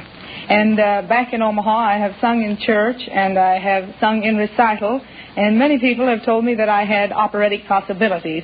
However, it is rather difficult to continue studying on a type of salary. That's absolutely right. Well, I'll tell you what. I happen to know Kurt Herbert Adler, the conductor of the San Francisco Opera Company, and we'll send you up to San Francisco and arrange for an official audition for you with that company. How would you like that? Oh, that'll be grand. I'll do my best. It's very difficult to get, and we will arrange it. And, of course, if the audition happens to show that you're not quite ready for the San Francisco Opera Company, would you like to continue your singing lessons or what? Yes, I would like to continue back in Omaha. Well, I'll tell you what we'll do. If you don't quite make the grade this time, we'll send you back to Omaha on a TWA Constellation. And first of all, here is is a $500 bill from Raleigh Cigarettes for some lessons. Thank you. And after Omaha, for instance, how would you like to try studying, well, let's say in Europe? Oh, that would be marvelous. That's a singer's dream. Well, here's another $500 for your fare over there, and then we'll give you another $500 for your living expenses while you're taking lessons. And still another $500 to pay for those lessons. Oh, that's marvelous. $2,000. How do you like that? Thank you so much. All right. I'm very grateful to you for all you've done for me. Well, now you can spend full time on your career, and you may never have to go back to being a typist. Oh, now she gets her greatest wish. Goodbye and good luck, Cinderella.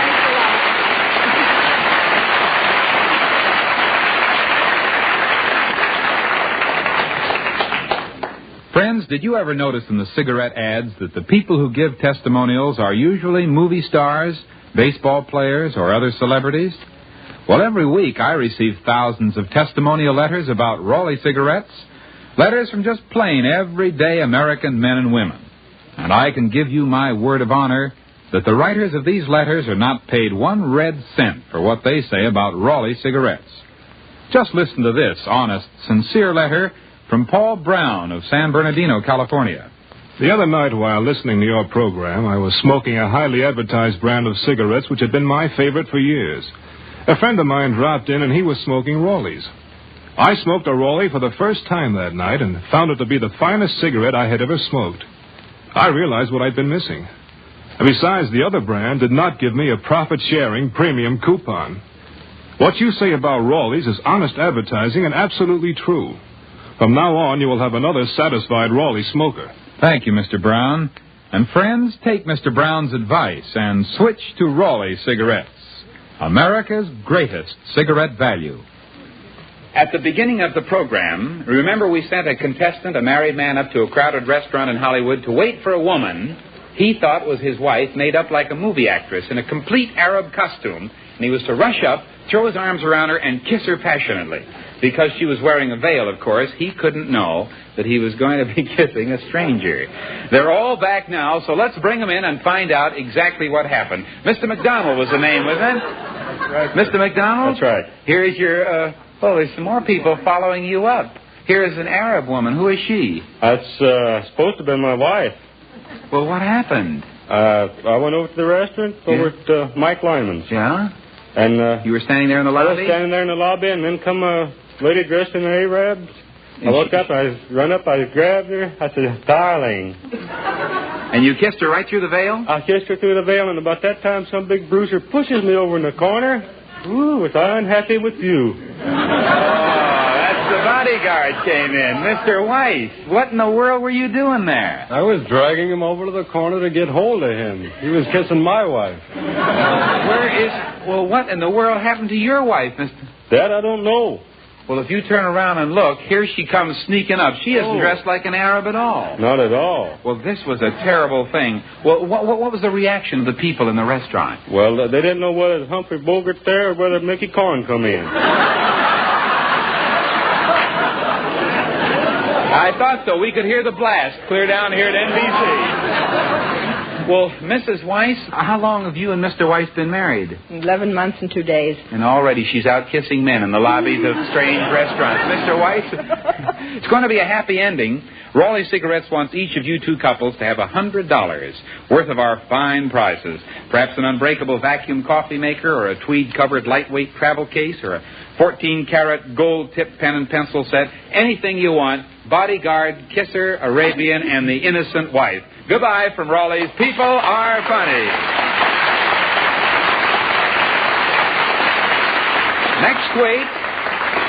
Next week on People Are Funny, the most colossal trick that was ever played on anybody in the history of radio. Believe me. Try to guess it, you'll miss it a mile, but you'll know next week. And now this is Art Linkletter reminding you that coming your way 1 week from today... Big news. Good news. And be sure to smoke Raleigh's, America's greatest cigarette value. Goodbye, everybody.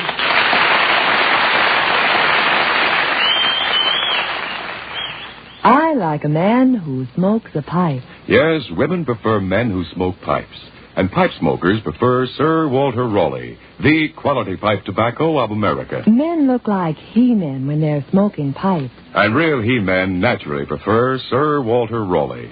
They like its mellow goodness, its rich, satisfying, no-bite flavor. And Sir Walter Raleigh is so fragrant. Yes, Sir Walter Raleigh is the brand of grand aroma. Give me a man who smokes Sir Walter Raleigh.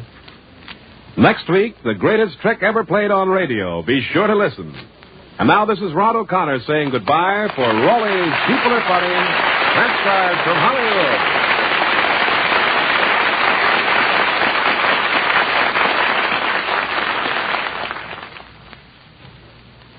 Break the bank? Why, it's tomorrow on NBC.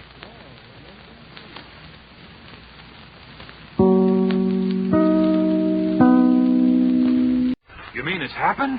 Can't we stop it? No, nothing we can do about it. We're back again with People Are Funny. Yes, transcribed from Hollywood, John Goodell's production of People Are Funny, brought to you by Raleigh Cigarettes. Decisions recently issued by the Federal Trade Commission, an agency of the United States government, should convince you You cannot believe in throat tests, you cannot believe in nose tests. but you can believe your own eyes. So take the Raleigh eye test and see for yourself the only real important difference between leading brands of cigarettes. The coupon on the back of the Raleigh pack. And now, here is radio's top master of ceremonies, Art Linkletter. Well, hello there, everybody. Here we are again, ladies and gentlemen. We're starting our 10th season of People Are Funny on the radio for Raleigh Cigarettes. In those 9 years so far, we've used up almost 5,000 contestants. And I use the word used up advisedly. Right now we need fresh blood. And Rod O'Connor, who's here first to supply it? Mr. Glenn Calhoun from Los Angeles. Meet Art Linkletter. Hello, Mr. Calhoun. How do you do, Art? Have some nice fresh blood we can tamper with? I believe I have a little bit. How old a man are you, Glenn? 24, sir. And what's the business you're in? I'm Merchant Marine. Huh? You've heard this program? Yes, I have. You know what happens to the first person on the radio with us? I have a vague idea. You know who is our first contestant tonight? I am. That's right. Like. Yeah, it seems like you're so young to go so rapidly. You know, at the end of the season, we almost run out of ideas. But at the start of the season, we have millions of awful new gadgets to try out. Aren't you fortunate? I guess I am. You look like a bachelor. Yes, sir, I am. That's what I asked for from the audience when you came up and tried out a few minutes ago. I wondered if a bachelor lives much differently than normal people, so to speak. Does a bachelor ever have to borrow anything? Do you ever go next door like a married man does and borrow anything from a neighbor? Well, no, sir, I don't. Never do, huh? I eat out and everything, so I don't have to borrow a cup of sugar or nothing like that. Well, that's going to be interesting, because we're going to give you a little foretaste of what married life is like. We're going to see how good you'd be, Glenn, at borrowing.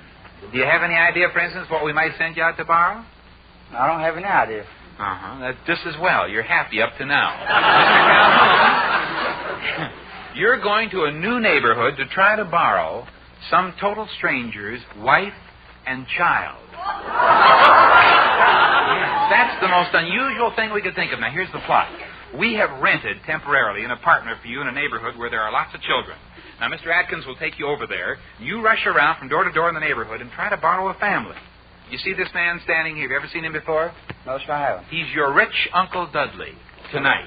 How do you do, Uncle Dudley? How are you, son? He's willing to go along with the gag. Now, he's not really a rich uncle. His name is Herb Litton. He's a radio actor. But tonight he's going to help you. Now, here's how. Uncle Dudley, do all your nieces and nephews like you? Why, sure. And why do they like you? Well, whenever I see them, I always slip them 100. Now, Mr. Calhoun, here's the plot. Uncle Dudley will stay in your apartment while you rush around the neighborhood trying to borrow a family. Your story is that your rich uncle has dropped in as a surprise visit. He thinks that you're a married man with a family, and you must borrow a wife and child for an hour until he's gone. Now, you got all that? Yes, I You have. tell him that he always gives you with the mother if she'll come and loan you her child. All right. You think you can do it? I know I can. I believe I can. I think you'll give an awful good try, believe me. Now, do your best, and at the end of the program, come back and tell us what happened. So on your way, say goodbye to him, audience. There he goes.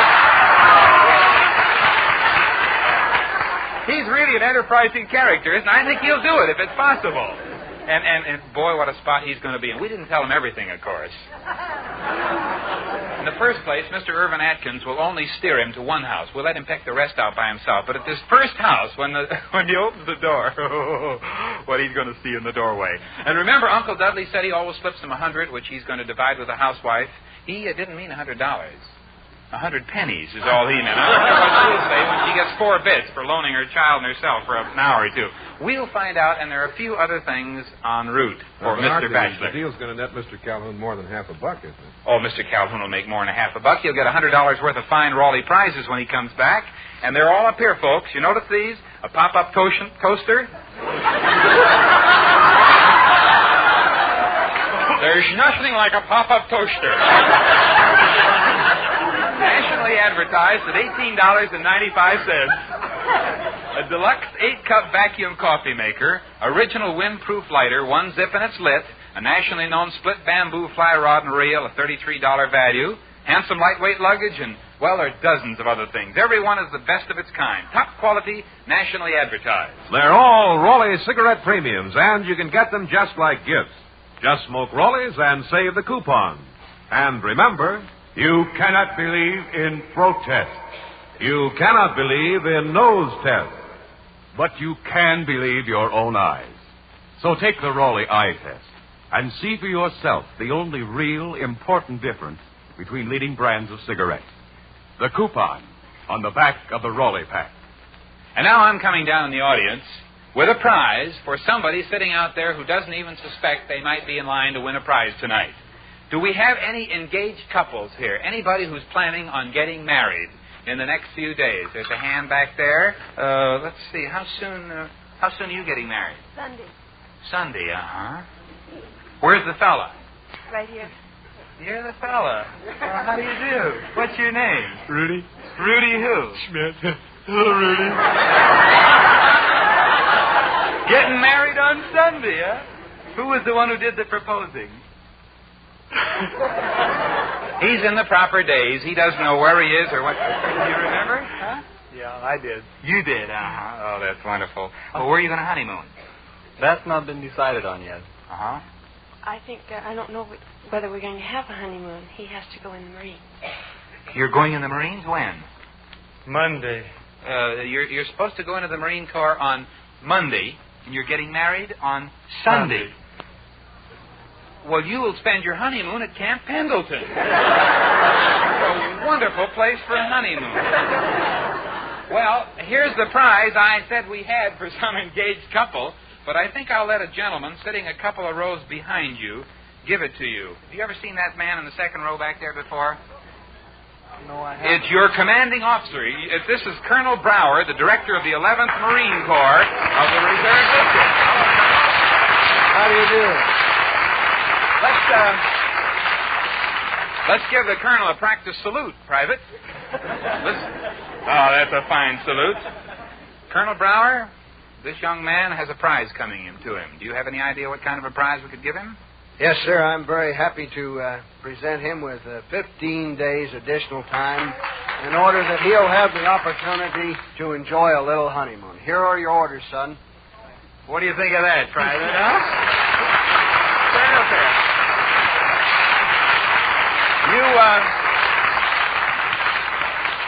You kind of surprised? Yeah. Didn't know this was going to happen to you, did you? No, I didn't. We happen to have learned that you have been frantically trying to contact the Marine headquarters, haven't you? Yes, I have. You haven't been able to do it. As far as you knew, you were going in next Monday. Well, right. We heard about it, and we got in touch with Colonel Brower, and, of course, the Marine Corps is always want to give a big helping hand to young fellows like you, so you have those 2 weeks for a honeymoon, and since you're here as a big surprise, which we worked through your father-in-law who gave you these tickets, you got to look around. Raleigh Cigarettes is going to help contribute a little more. We got this 15 days from the Marine Corps, but we're going to send you to Las Vegas, Nevada for a full week's honeymoon, all expenses paid, at the showplace of the nation, the fabulous Flamingo Hotel. Okay, boy. Happy honeymoon.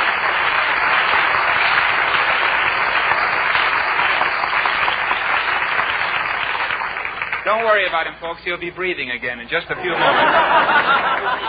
Oh, that's good luck to you, boy and girl. Well, who's next, Rod? Well, we have three special guests, Art. Miss Nancy Chamberlain and two young bachelors, Mr. James Johnson and Mr. Gene Schwartz. Why, the place is loaded with bachelors, isn't it?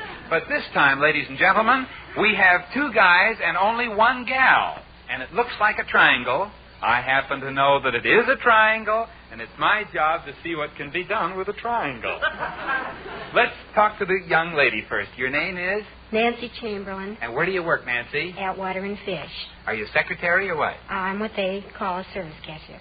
Service cashier. You're about 22? 3. 23. Uh-huh. Miss Chamberlain, will you tell us why you're on People Are Funny? To see if you can help me decide between two fellows. That's right. You answered an ad in a paper. We advertised for young ladies with a special kind of a problem, and I would have bet personally 10 to 1 we'd never have gotten any answers, but you answered the ad among a couple of others. Now, both of these men want to... Marry me. But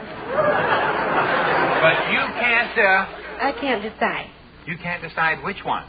Now, that is a problem. Folks, these two fellows are really in love with Miss Chamberlain, and she really can't decide which one to accept. Nancy, how long have you known your two suitors? Jimmy, about a year, and Gene, 6 months. Uh-huh. Now, how did you persuade them to come on the program with you? Well, I thought that it might help decide. Yeah. All right, let's learn a little more about them. Jimmy Johnson, what do you do? I work at Water and Fish also. Oh, you work in the same plant she Yes, does. I do. Well, Gene Schwartz, where do you work? I work for S&M Auto Seat Covers. How old are you, Gene? 24. And Jim? 25. You know, this problem, Miss Chamberlain, might be solved for you by the Army. Oh, no. How about it, fellas? That was a nasty thing to say. Any chance of you being in the Army, Jimmy? I don't think so, no. Have you ever been in any service? I was in the service last war. Which branch? Navy. And how about you, Gene? I was in the Navy. Two ex-Navy men, uh-huh. Why do you want to marry Nancy, Jim? Well, I think she's a pretty nice girl, and I've been looking around for quite a while to find someone. Yeah. And, why do you think you'd like to get married, Gene? What do you like best about it? Well, Nancy and I have talked it over a few times, and we both look down the same track, and we both want the same things out of life. I mean, a happy home and everything, so it's hard. You don't want a happy home, eh, Jim? Oh, yes. He's implying maybe you're different. Well, Jim, why do you think you're the best man for her? Well, I don't think I'm the best man, but I think I can provide as well as anyone else. What do you think, Gene? You should be selected. Well, it's just that we see so much eye to eye, and we could be so happy together. Yeah, well, you are a little shorter than Jim.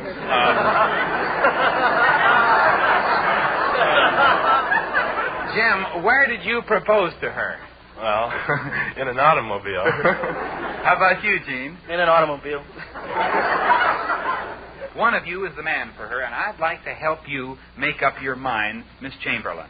Now, I don't think either of these men proposed under perhaps the right romantic conditions. Maybe there was the wrong setting. So here's what we'll do.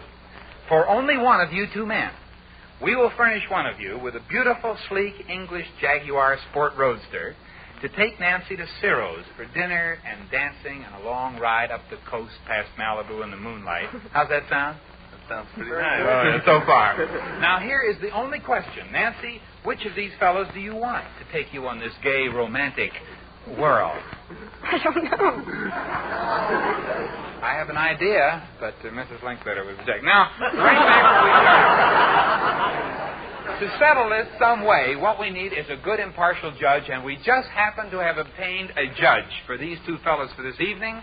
He is Bobo, a pedigreed French poodle, and here he comes right out onto the stage. Now, Nancy, don't look so surprised. Dogs have a sixth sense. They always know a good man when they see one. Isn't that right, Nancy? True. True. Now, you should be willing to trust Bobo's judgment. Fellas, how do you like the dog? Very nice. Yeah, very nice dog. Don't flatter him. He's a French poodle. He doesn't understand a word you're saying. Now, the important thing is how he likes you, because, fellas, he is going to judge you, and your whole future may depend upon his decision. Pop, take Bobo and put him in the middle of the stage. Now, fellas, one of you go over to one side of the dog, and one of you go over to the other side. Nancy, you come over here with me. when I give you the go-ahead, both of you start calling Bobo. Whistle at him, coax him, do anything you can to make him come to you. I'll give you 10 seconds, and at the end of that time, the fellow the dog is nearest to is the winner. Everything clear? Okay, take your positions. Everybody in the audience, please be quiet. Don't call the dog. Nancy doesn't even know you. Okay, fellas, start calling. Here, Bobo. Hey, Bobo. Bobo. Come on, Bobo. Bobo. Hey, Bobo. Here, Bobo. The dog is running out to the middle of the stage. And the dog has gone over to Gene. The dog went over to Gene's side of the stage. Gene, come on over here. Gene, you are the winner. And what did I say you'd win? The date with Nancy. No, I said the one the dog went to would be the winner, didn't I? Yes. But I didn't say what he'd win. You know what you get? Bobo. You get the dog. That's right. How do you like that? And Jim, this is the way we do things on People Are Funny. If it's sensible, we do it the other way. As a consolation prize, Jim, he got the dog. You lost. But as a consolation, you get the date with Nancy tonight. Oh, that's very nice. I like that. Uh-huh. Well, we're glad to solve your problem for you scientifically. As always, Gene, you'll see eye to eye with Bobo if you get down on your hands and knees. And Raleigh Cigarettes wants each one of you fellas to have, in fact, all three of you, to have $100 worth of those fine prizes over there. A beautiful fireplace set, a set of sterling silver, anything you want, which will make nice wedding presents for all three of you. And let us hear what finally happens, will you, Nancy? Love to. Goodbye and good luck from Raleigh's People Are Funny. Well, ladies and gentlemen, there's a case of a dog deciding.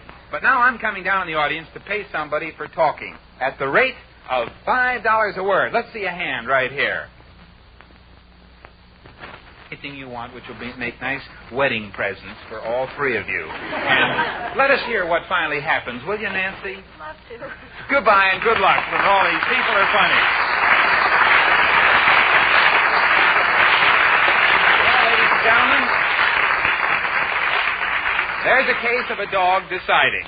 But now I'm coming down in the audience to pay somebody for talking at the rate of $5 a word. Let's see a hand right here. Can you talk, mister? Yes. Pay that man $5, John. If he'd have said yes, sir, I'd have given him 10. Here's a lady, Mrs. Soderbergh. I tell you what we're going to do with you. Instead of just having you talk for money, give her 10 $5 bills. Will you, John? $50 has just been counted out in your hands. Do you like that? Yes. Goodbye. Now, wait a minute. You may not get to keep that money. Here's the idea. This is a little game. I'm going to say a word. When I say a word, you say the first word that comes into your mind quickly, without stopping to think, and then I'll try to read your character by those word associations. Every time I tell you something about yourself that you'll admit's true, you give me back one of the $5. But if I miss, if I'm not right in your character analysis, I'll give you $5 more. Is that a deal? That's a deal. All right, let's go and see how it works. When I say the word, you say what comes to mind right away. Soap. Water. That's right. Now, the word associates soap and water. You are the clean type, and you take a bath at least once a week. Oh, I certainly do. All right, I'll take $5, please. I agree with you. I have to give you $5 What's that? You mean each time I agree with you, I have to give you $5 back? That's right. That's right. When I'm right. When I'm wrong, I give you $5. All right? Let's try this word. The word is man. Husband. That means you love your husband.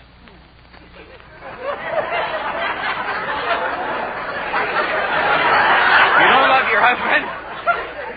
No. So I'm wrong? You're wrong. Did your husband hear tonight? No. I don't think he's listening either. So you don't love him. Give her $5, John. I'm wrong.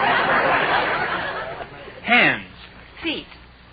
You have 2 hands and 2 feet. Try to deny that. We'll take $5 back.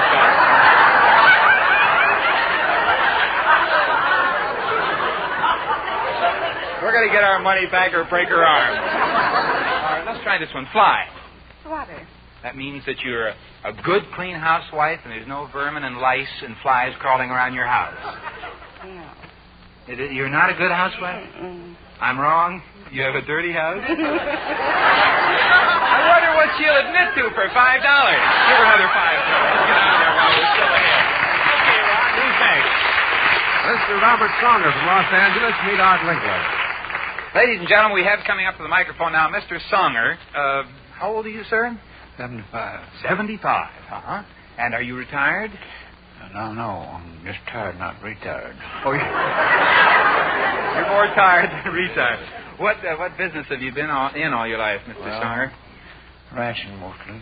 You raise cattle or sheep or what? Cattle. Uh-huh. Are you a widower? Are you married or what? I'm a widower. Uh-huh. Mr. Songer, you're just 75, but you've probably been around older people. Which type would you rather be when you grow up? The nosy old type or the kindly type who goes around doing nice things for people? You'd probably rather be the nice type, wouldn't you? Sure. Well, most people would. Yeah, well, we'll help you. You're going to spend the next week. Are you free for a week? Yes. That's what we wanted to know. If you're free for the next week, you're going to spend the next week being nice to people in a most unusual way. Sure. We are going to send you to an old folks' home somewhere in the United States. I won't say where. You'll change your name.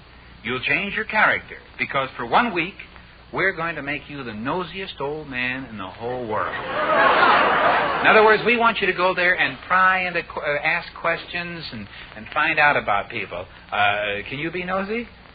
Try it with me. Is them your own teeth?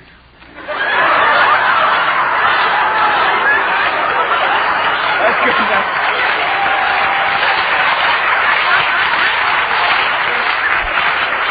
Are those my own teeth? I suppose you want me to answer that true or false? But at any rate, never mind. Here's the idea. Being a nosy old guy, you'll naturally pry into the affairs of all these old people in the home. And you'll be doing it because we want to make one of these old folks very happy. And here's how. While you're snooping and prying around, you'll learn a lot about these people. We want you to find out which person in that old folks' home is the most deserving. The one who more than anybody else should have and needs a happy, happy surprise in their old age. Now, none of them will know about this because we've arranged for the radio in that particular home to be on the blink tonight for the broadcast. So it'll be up to you to pick out the one person who continues to be friendly and kind in spite of your nosiness. And bring him back here if you can with you. We'll find out what he or she wants more than anything in the world, and if it's at all possible, we'll grant that greatest wish. Now do you feel a little better about being a nosy old fellow for a week? Sure. All right, you'll do that? Sure. Mr. Songer, this is your chance to make some old folks' dream come true. So off you go. Goodbye, and see you next week, Mr. Songer.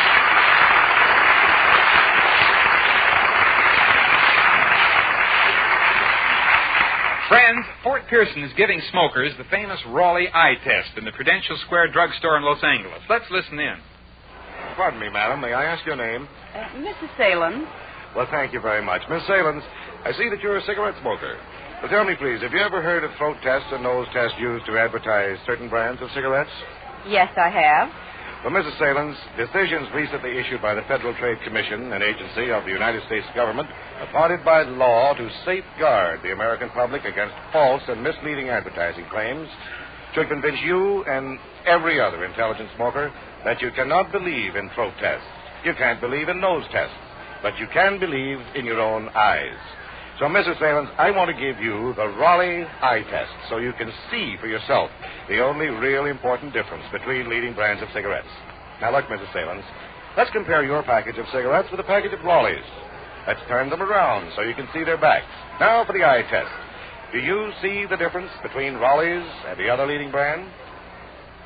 Sure, Raleigh's have a coupon on the back. You're right, Mrs. Salins. Raleigh's do have a profit-sharing premium coupon on the back. And that Raleigh profit-sharing coupon is the only real important difference between leading brands of cigarettes. It's a difference you can believe because it's a difference you can see. That makes sense to me. I'll give Raleigh's a trial. Thank you very much, Mrs. Salins. Thanks, Fort Pearson, for an interesting interview. And friends, switch to Raleigh's, the pack with the coupon on the back. Art, our bachelor is back. Remember, folks, we tried a very interesting experiment tonight. Would a man be able to talk a strange mother and her child, into pretending she was his wife in order to share the money of a rich uncle? At the beginning of the show, we sent this bachelor out to a nearby neighborhood to go from door to door to try to borrow a wife and child, and he was to promise them a split in the big dough his uncle would give him. Is he back? Let's bring him in. And here is our bachelor, Mr. Glenn Calhoun. Hello, Glenn. Well, you're a pretty fast-talking boy. I wonder how you did. Mr. Calhoun, I want to ask you, first of all, you're going to borrow a strange wife and a child, pretend to be your own. What happened at the very first house you went to? A Chinese woman came to the door. A Chinese lady, huh? Yes, sir. So what did you say? Well, after I wiped my brow and quit sweating, I said, Madam, I'm from the Daily News. I'm taking subscriptions. Would you like to subscribe? You didn't figure you could get that past your uncle. I didn't think I could. Well, then from then on, you could go to any house you wanted to. Yes. So how did you do? What did people say? Did you get turned down much? Well, I got turned down once. I mean, this woman, she had a little baby, but I guess she thought I was crazy because she kept looking at me like that, you know, kind of funny. But you promised her a split in the money? Yes, I promised a split in the money. What'd she say? Well, she said no. She said she didn't think she could. Her husband wasn't there, and she didn't want to do anything without him. She wanted to ask him about it. Yeah. Well, did you? But he wasn't there. But then you went to the next place. Yes, sir. What happened there? Well, this lady was married, but they didn't have she didn't have a baby. Oh, yeah. Well, you couldn't wait, of course. And then, did you go on? Yes, I went on. What happened the next place? Well, I went out the next place, and there was a man opened the door. And as soon as I opened the door, I saw a big crib with a little bit of baby in it. I don't know, I guess it was about 8 or 9 months old. And I told him Dick and I was in, but he said his wife wasn't there. In other words, you found a man with a baby but no wife, That's a wife right. with a baby but no husband, That's right. and a husband and wife with no baby. I didn't have time to get them together, though, you know. Are you available to work on our staff, old boy? Did you ever borrow a wife and a child? Yes, sir, I got one. You got one? Yes, sir. Are they here? Yes, sir, they're out in the hall. Well, let's bring them in. Here they come, a wife and a child, and it's a boy about 11 years, and a husband came in. Look at the husband. How do you do? What's your name? Hugh Wilder. And Mrs. Wilder? Yes. And your name? Hugh Wilder. Yeah. Oh, the little Hugh. Well, how come the husband came along? He didn't go along with you to Uncle Dudley, did you? Oh, yes, sir, he went with Uncle Dudley. I had to take him. You mean you couldn't get her and the child without him? Well, he came along, but see, as soon as I got in the room, he was my brother-in-law, so that was all right. Oh, you told Uncle Dudley that he was your brother-in-law, Yes, and she's your wife. That's right. How did you like this? It was all right. $50 is $50, you know.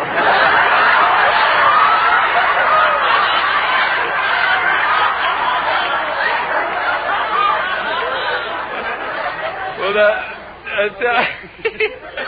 Mr. Calhoun, by the way, how long have you been married? 17 years. Uh-huh. And what do you do? I'm a pressman. A pressman.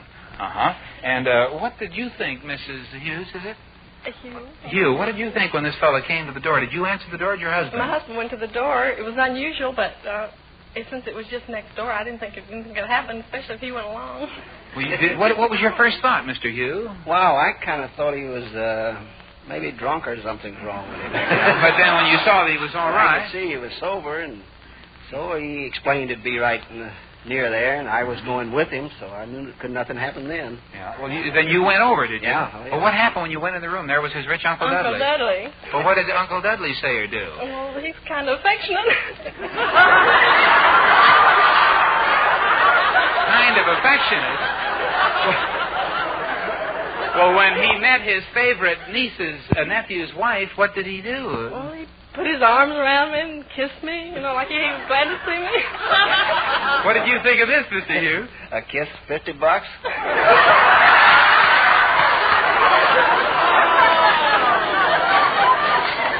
Oh, brother, we have news. But at any rate,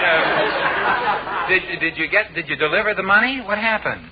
Well, Uncle Dudley gave me the $100. All right, he said every time I come see you, I always give you $100. And well, you want to give him half the $100? I want to give him the whole $100. What did he give you? 100 pennies. Mr. Hugh. Yeah, I know now. If you'd have known it was a buck, you'd have slammed the door, I'll bet, right, would you? That's right. In other words, young Mr. Hugh here is the only one who got a buck out of this thing. Yes, sir. Uh-huh. Well, I'm glad somebody enjoyed himself. What are you going to do with the money? I don't know. You're rich, aren't you? In income taxes next Friday. Now, it seems that young Mr. Hughes is the only one with a happy ending to his story tonight, but we want all of you to be happy. Mr. Calhoun, you did a wonderful job. We want you to have $100 worth of those fine prizes over there. Mr. and Mrs. Hugh, you also get $100 worth of your choice. Sheer nylon hosiery, a big washable clothes hamper, a deluxe inlaid bridge table, anything you want. I think you're all good sports. Goodbye from Raleigh's People Are Funny.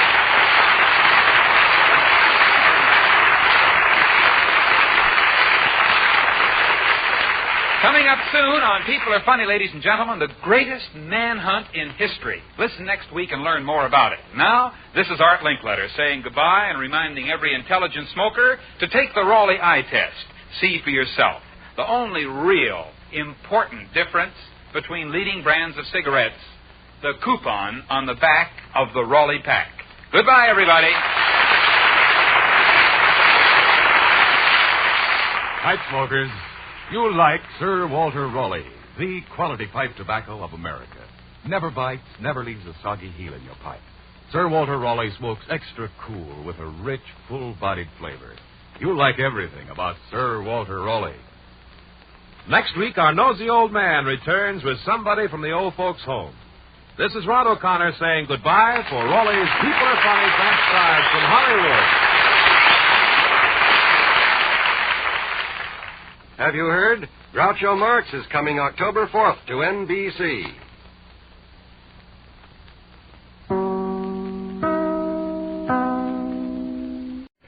Tonight, someone will croak. Wait till you see how on People Are Funny. And now, here is radio's Topmaster of Ceremonies, Art Linkletter.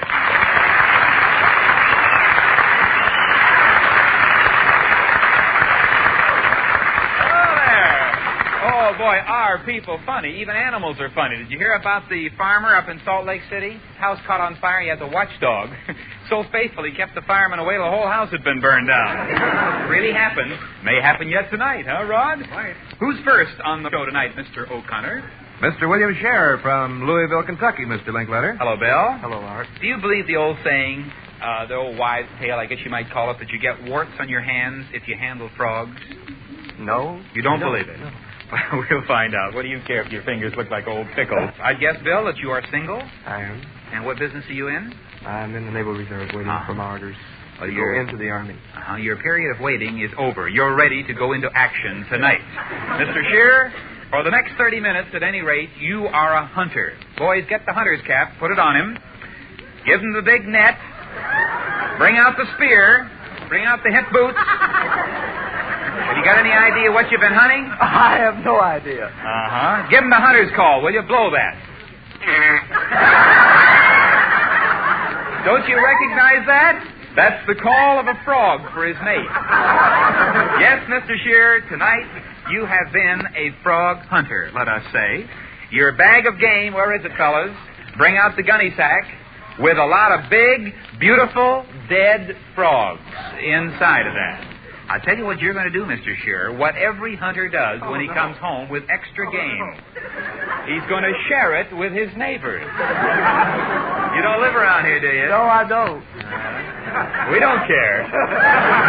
We'll find a neighborhood, and you're going to send you out with all this gear and equipment. You put the hip boots on out in the hall so you look like you've just come out of the swamps. We'll take off this blue suit coat. And then you just go up to any front door you want. You pick it out in the house while you're driving along in the neighborhood. Knock on the door. When somebody answers, what do you say? Want a frog?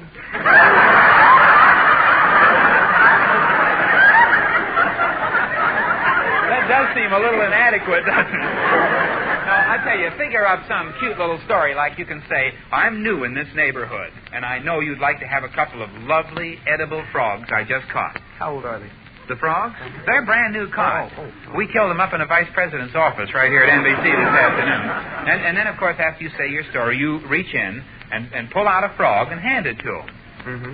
It would be kind of fun to give away a lot of dead frogs, would it? Yes. Uh-huh. You think? Well, I tell you, just for the fun of it, we're going to make it more lively. Boys, bring out the sack of live frogs. Now, those are the live ones in there, and they're really live frogs, believe me. We went to a lot of trouble to get them. See them jump in there? Now, you give people their choice, either a live frog or a dead frog, but you must give them away. Talk the people into it. Say frog legs are wonderful. They're edible. They taste a little like chicken, you know. And now, give them away even though they haven't been cleaned. I mean the frogs, not the people. Just pick out anybody you want. Now, go to as many houses as you can, and if you manage to give all your frogs away, we'll give you $100 worth of our fine prizes. Now, Mr. Atkins will drive you to a nearby neighborhood, get you back on time, and by the way, if they ask you where you got the frogs, you got any idea where you go frog hunting around here? No. Well, say the La Brea Tar Pits. They get everything out of there. Whatever you say, you can't mention people are funny. Tell them you've been frog hunting someplace. You got the frog call? Give a blow. On your way. Say goodbye to them, audience.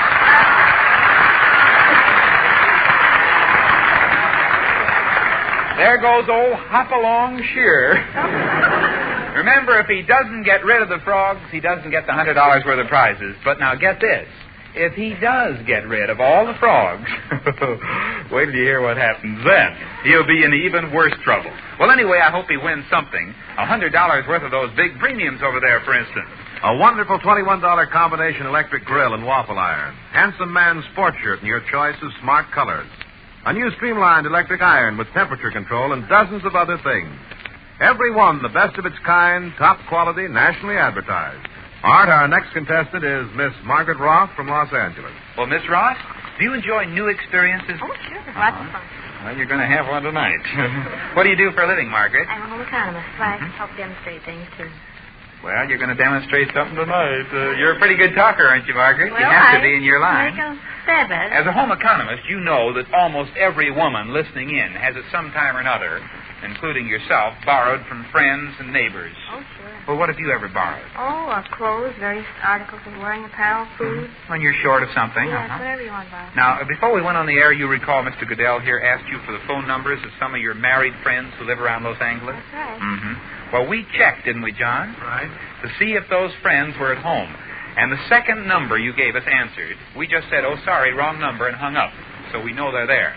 Now, we want you to go into that phone booth and call this woman who is a friend of yours and who is home and try to borrow something. Do you think you can do it? Well, it depends. Maybe, she's gone. Where will I have to borrow? Oh, that's very easy. Whatever it is, she has it, I can assure you. Just tell me this one thing. Will you try? Oh, yeah, sure. I'll give you a $100 prize if you succeed. And it's a very little thing we want you to try to borrow. Her husband. Some lady down there figured it out, did you? I heard a lady say, but it's a husband. You want to get rid of yours? I'll tell you, you think you could do it, Margaret? Well, I'll sure try. All right, now look, we'll make it easy on you. We'll give you 3 minutes to do it. And we'll give you a good story to tell her we've invented. And if she's a good friend, she may lend you her husband. Now, you tell her that a friend of yours from back east came in suddenly, invited you out to Ciro's for an evening. Your regular boyfriend has a bad cold, and you want to know if she'll loan you her husband, see? You need an escort. What do you think she'll say? Well, gee, I don't know. Hard to say. You know her pretty well? Oh, yes. All right. Now, some women will do anything to get rid of their husbands. Maybe this woman will jump at the opportunity. Now, we have a phone booth over there, so your friend can't hear the reactions of our audience. And the lady's name is Mrs. Zam, isn't it? Z-A-M. Is it Alakazam? No. What's her name? Her name is Martha. Martha Zam. All right, Mr. Goodell, go into the phone booth and start dialing the number. And, Miss Roth, as soon as Mr. Goodell gets your number, you go into the booth. We give you 3 minutes. We'll close the door on you, but we have a microphone hooked on the line so everybody can hear the whole conversation. He should be having the number. All right, go on over there quickly now. Into the booth, take the call, and remember, you have 3 minutes to get it underway. Hello, is this Martha? Yes. Well, how are you? Hi, who's this? This is Margaret. Margaret Roth. That's right. Well, fine. Well, how's everything over there? Everything is just fine. What can I do you for? Well, I'll tell you, I'm in a low spot, and I've been invited over to Ciro's, tonight. Yeah? And my boyfriend won't be able to make it, and I was just wondering if I could borrow your husband for the evening. It won't cost you anything, And, our friends will pick us up, and he won't have to take the car or drive or anything. My husband? Uh-huh. Well, gee whiz, that's impossible, darling, because he has an engagement. Well, listen, I'd invite you to come along, too, but you know how it is. They would have a one-man short, and would be a lot of fun. Oh, And I'll could I find somebody else? Because we have an engagement with Margaret. Yeah, but I'll have him back before midnight. Yeah, but it's impossible, dear. She has an engagement. Well, after all, you really won't mind, and I won't be alone with him at any time, and I'll talk about you most of the time, real nice things about it and everything, and I'd help you get that new iron you want for bed, and then I could tell him how fortunate he was having such a good manager and how you do everything over in the yard and, take care of things and make the house look so nice and everything like you do. Are you sure you're just going to talk about the house and everything like that? Oh, no. I'll tell you how nice you look when you get all fixed up and go out and everything and what a good manager you are. And just push your stock you're not up. going to be alone with him? You mean there's going to be a big group there? What is it? I didn't hear. Is there going to be quite a large group? Oh, about 6 or so. And, well, I'll tell you, he has this musical engagement, but, he and can as go. a matter of fact, I think I can get him to go if they're here as a group. Oh, that'd be swell. Now, if you say he can go, he'll go, won't he? Well, if I say that he's going to go, he'll go. Sure you'll get him back by midnight? Oh, yes, we'll be back by midnight. And listen, I'll bring you some match covers, because I know how you like them for your collection. Oh, well, that's wonderful. Okay, swell. We'll pick you up in about an hour or so. Okay, well, thanks a lot. Goodbye. Bye. She did it 2 minutes and 23 seconds. 2 minutes and 23 seconds. She had 3 minutes. She's did it by 37 seconds. Come on out, Mr. Hart.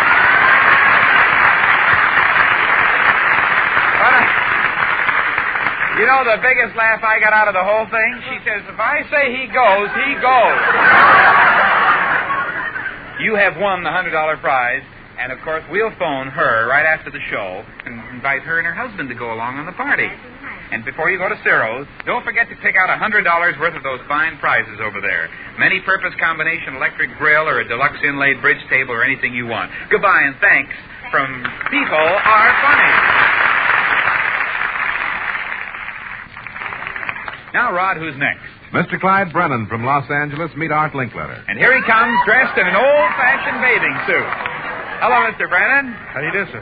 Mr. Brennan, that's a gorgeous thing. You look a little like a cucumber. Do you know why we dressed you in the gay 90 bathing suit? No, I don't. Afraid not. Well, of course, it could be that you're going bathing, Mr. Brennan. Now, we picked you out of several volunteers who were bus drivers. Who do you drive a bus for? Los Angeles Transit Line. How long have you been driving a bus? About 12 years. Who gives you the most trouble, men or women? Well, women, I believe. Is it because of they can't get the change out of their purse, or they don't know where they're going, or they're late in getting on, or what? That's right. Which? Did I hit it on every note? You hit every note. You were happy about being a bus driver? Yes, sir. Mm-hmm. You happy about being on the show? I don't know. You'll find out. Now, most people, do you think, feel that bus drivers are pretty good guys? Well, I think so. Mm-hmm. Want to bet? Bet what? Well, I'll tell you what I'll do, Clyde. This is an interesting experiment. I will pick 5 people at random, and if 3 of them have only good things to say about bus drivers, you get $100 worth of 5 prizes. But if 3 of them have bad things to say, Mr. Brannon, what do you see being unveiled in the center of the stage? It's like a tank of water. That is a tank of water, but not just ordinary water, Mr. Brannon. That is ice water. And above it, you will notice a little seat. And the thing that supports the seat has a hinge in the middle of it. Just help him right up into the seat, because when he sits there and the... It's perfectly all right. You just sit right on the seat. He's a nice big fella, too. Now take the plank out from underneath. Now, nothing is between Mr. Brannon and the ice water except a little support which might give way if somebody pulls a rope. If we hear 3 bad things about bus drivers, Mr. Brannon, out of 5, down you go. And you seem a little bit skeptical. I'll bet I know what you're thinking. I'll bet you're thinking that the people here in the audience, knowing where you are up there, will think up bad things to say, huh? Well, you pick on the elderly women, will you, please? Tell you what I'll do, Mr. Brannon. I'll do better than that. These people here are prejudiced. They'd feel one way or another because they're either sorry for you or they want to see you get into the water. So I'm going to leave the studio and go out onto Sunset Boulevard, where we have a microphone on a long line out there, and people walking by don't have any idea what's going on in here. I'm going to pick 5 passers-by at random out on Sunset, and if 3 out of the 5 say bad things, okay? Well, there goes Art on his way to the street. You people here will be able to hear what goes on out there, but they won't be able to hear you. And remember now, if them think bus drivers are all wet, one bus driver we know will be all wet. Art will be there any second. Now, let's see what happens. Here we are out on Sunset Boulevard. Ladies and gentlemen, and our first guest coming up to the microphone now, here's a lady. Your name is? Mrs. Lena Ratchett. Do you ride in buses? I sure do. We're taking a poll on what people think of bus drivers. What is your opinion of bus drivers in general? Well, they don't call out the streets loud enough.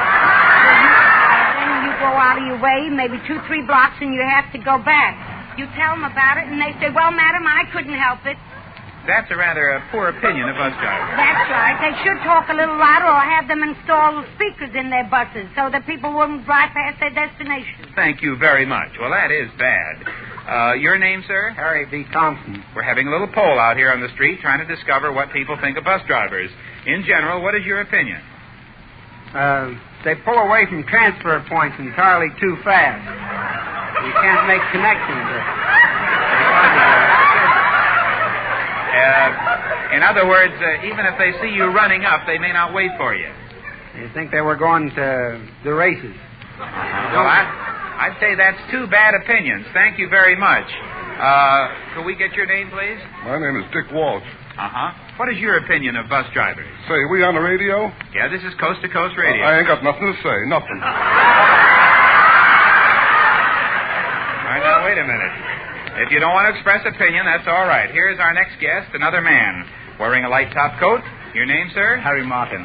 Uh-huh. You ride in the buses? Oh, every day. The Western Melrose bus down to downtown Los Angeles. Uh-huh. Well, now, what do you think about bus drivers? Well, I think they do a terrific job. I think they must have the brains of an Einstein to remember all the stuff.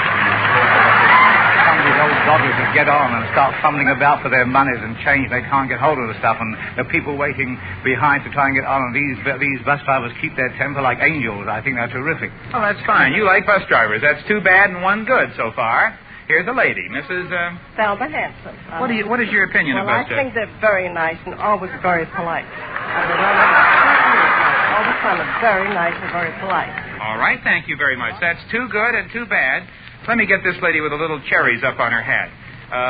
This one is quite important. You are Mrs. C.A. Moore. You ride the buses? Yes, I live in the Valley Encino, and I ride in every day, and I think they're very nice.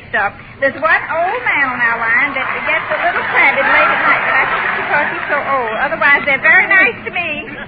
Well, now, you've qualified your statement. I want you to give me a straight answer. Yes or no, do you think bus drivers in general are okay? Yes, I do. I think they're very nice. Well, thank you very much. What you have just said is going to make a certain bus driver very happy.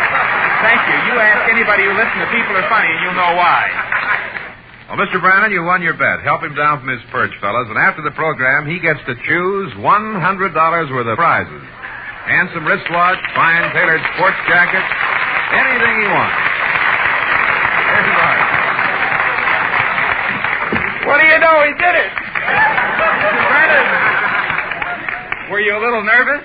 Yes, Art. Very much so. That last lady looked so cross, too, when I walked up to her. You get $100 worth of prizes, and all I can say is that don't feel too bad about any of the criticisms, because people are funny, and when you deal with the public, you've got to meet a few people who are sore at anybody. Isn't that right? That's right. Thanks from People Are Funny for coming on down.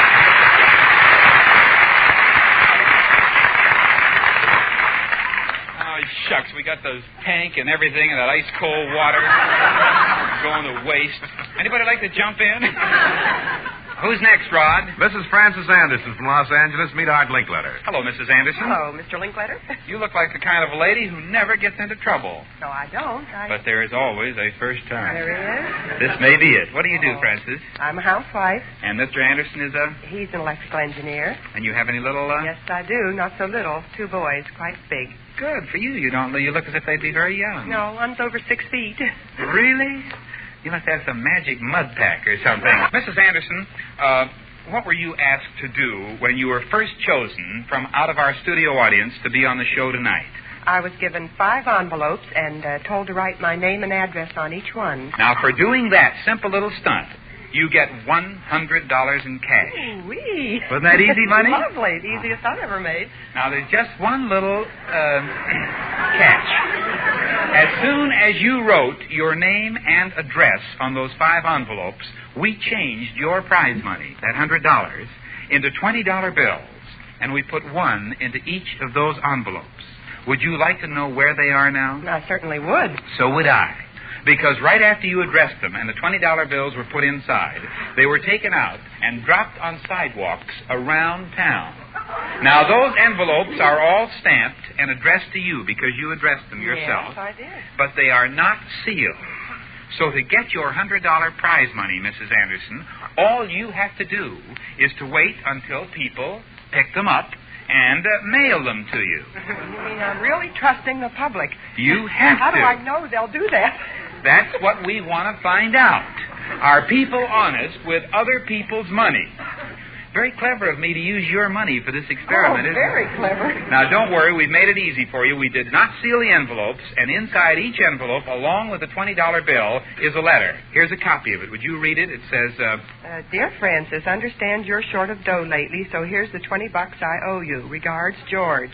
And the question is, will people who find these envelopes and read that note and look at the $20 bill mail them to you or not?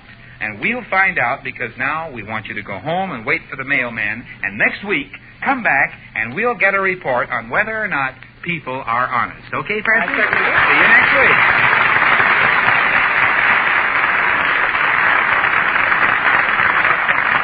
Art, our frog hunter is back. Oh, the man with a sack of frogs, dead and alive? Well, let's get him back in and see if he got rid of them and gets the big prize. Send in the frog hunter. Look at him. He's really got the hip boots on. He's got the net and the frog stick and spear and the hat. Now, Mr. Sheriff, at how many homes did you try to give away your frogs? Well, we stopped. I went in about 10 or 12 different places. And mostly men or women answered the door? Well, there's a bunch of women playing bridge or doing something at the table, and I rang the doorbell, and the door was open a little bit, and nobody answered, so I knocked on the door, and this lady came to the door and opened it up, and I said, could I give you a frog? And she looked at me like I was nuts. Yeah? And I said, I got some frogs here. I've been out here at the tar pits frog hunting. I've got a bunch of frogs. She said, well, what am I going to do with a frog? So I said, I don't know, and I handed it to her. It was one of the live ones. She just stood there and looked at me.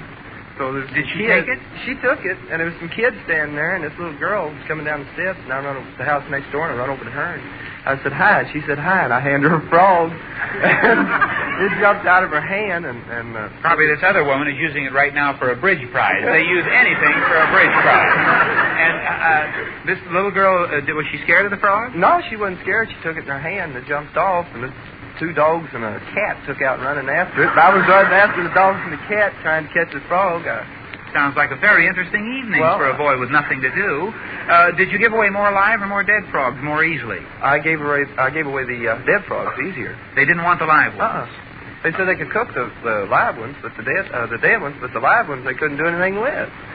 So they might wait for old age to finally die, you know. Well, it kind of messed me up. I went in the sack to get the live frogs, and they were little bitty ones. And I reached in the sack and get the dead ones, and they were about that long. About a foot long? Yeah. Did you give more than one away at a house? No. Well, yes, I did.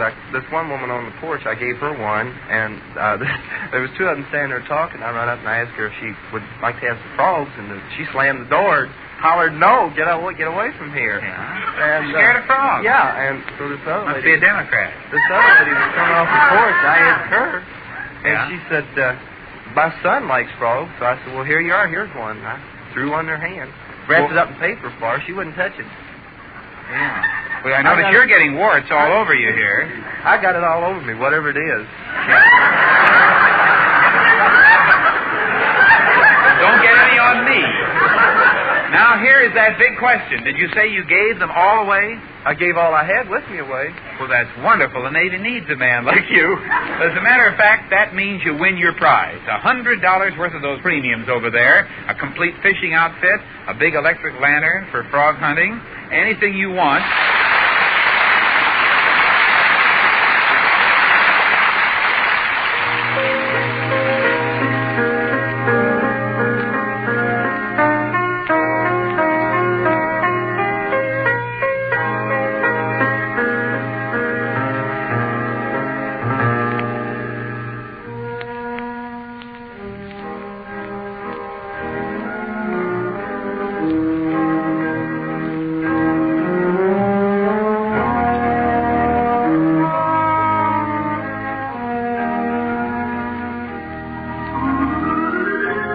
This is the United States Armed Forces Radio Service, the voice of information and education.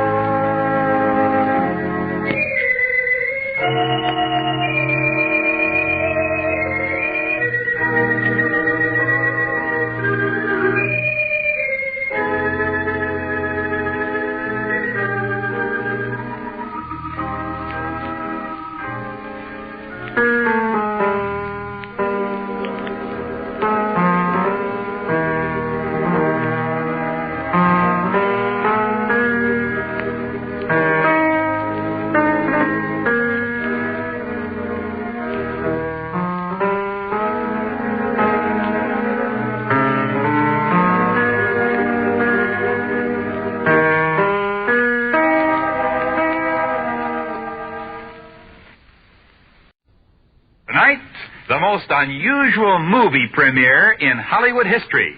And the most unusual stars will be from People Are Funny. And now here is radio's top master of ceremonies, Art Linkletter.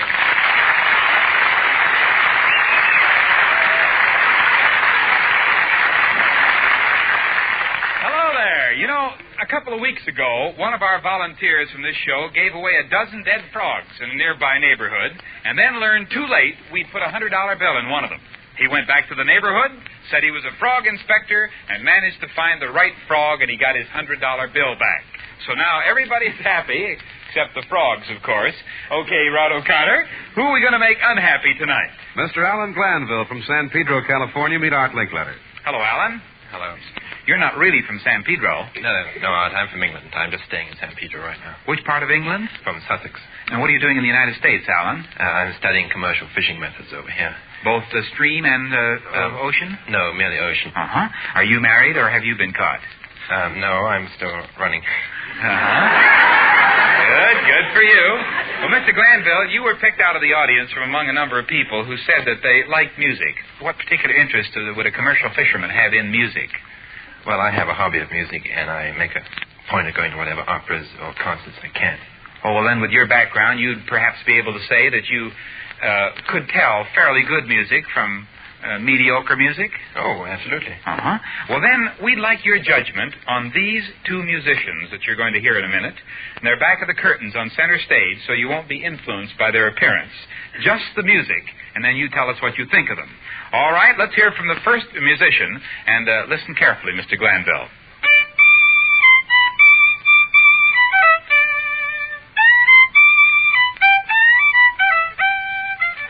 Oh, what do you think of that, Alan? Well, he's pretty hot. Uh-huh. Now we'll hear from the other musician back of the curtain.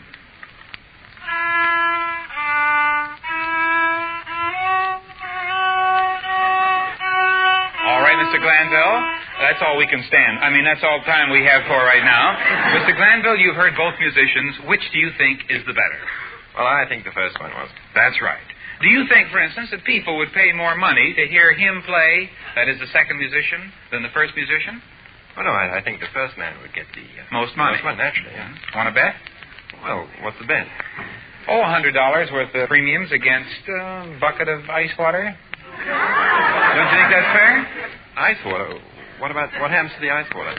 Well, really nothing much. You don't have to worry about that, Mr. Glanville, because I want you to see who you're betting on before you say. Now, send out the first musician, will you? And, ladies and gentlemen, here comes one of the foremost violinists of the United States, Mr. Joe Venuti. Hello, Joe. This is Alan Glanville, Joe. How you doing? He's one of our top jazz violinists from the past, how many years, Joe? Oh, about 25, 30. Yeah, dates back with all of our great masters, Paul Whiteman and the whole gang. And, Joe, where are you playing these days? I'm playing at Lyman's in Hollywood here. Uh-huh. Now, Mr. Glanville, would you want to bet on Joe Venuti $100 worth of prizes against that bucket of ice water? That's the bet. Okay. Now bring out the other musician. Would you bring him out, please? Here's our second violinist. And, oh, he's just a little boy. Come on over here. Your name is, Jeff Kaufman. Mr. Kaufman, how old are you? 8. This is Mr. Alan Glanville. Hello? How long have you been playing the violin, Jeff? A month and a half. All of us are vitally interested in... What were you playing a minute ago? Merrily. Merrily what? We roll along. Oh, that's a new arrangement, Joe. That's who's doing your arranging now? Do you know what arrangements are? Oh, well, then there's no use thinking about it. Jeff, you have been playing a violin for a month and a half. Mr. Joe Venuti has been playing one professionally for 20 years. I'll tell you what we're going to do. We're going to send Mr. Venuti and Mr. Kaufman both out onto the main boulevards of Hollywood with their instruments. Do we have the tin cups, fellas? Bring out the tin cups. Joe, you never thought you'd get to this, did you? It's wonderful. Now, if Joe Venuti comes back with more money in his cup than young Mr. Kaufman, that means you win the bet. And, Joe, to help your side of the bet, we have a big sign made to place beside you on the sidewalk while you're playing. Will you read what it says there, Joe? Save good music. Give the funds and stamp out television. That's right. Give to the fund to stamp out television. Oh, we're fighting back in radio. And so, in other words, Mr. Glanville, we're helping your man there. But the poor kid only been playing a month and a half. He's such a cute little boy with big brown eyes. To help him out just a little, here's his poor little sister Gail sitting in a wagon. Isn't she a cutie pie? What's your name, honey? Gail. Gail who? Gail Henderson. Gail Henderson. How old are you, Gail? She's about 3. She's sitting in a little red wagon with a little kind of a peasant cloth wrapped around her head, and she's looking so winsome. And you pull her along, and you hold your tin cup out, Joe, and you play. And you hold the tin cup, will you, Gail? Now, this is a very fair contest, isn't it, Alan? All right, take them out, fellas. Goodbye, Mr. Venuti. We'll hear from you at the end of the program. Say goodbye to them, audience.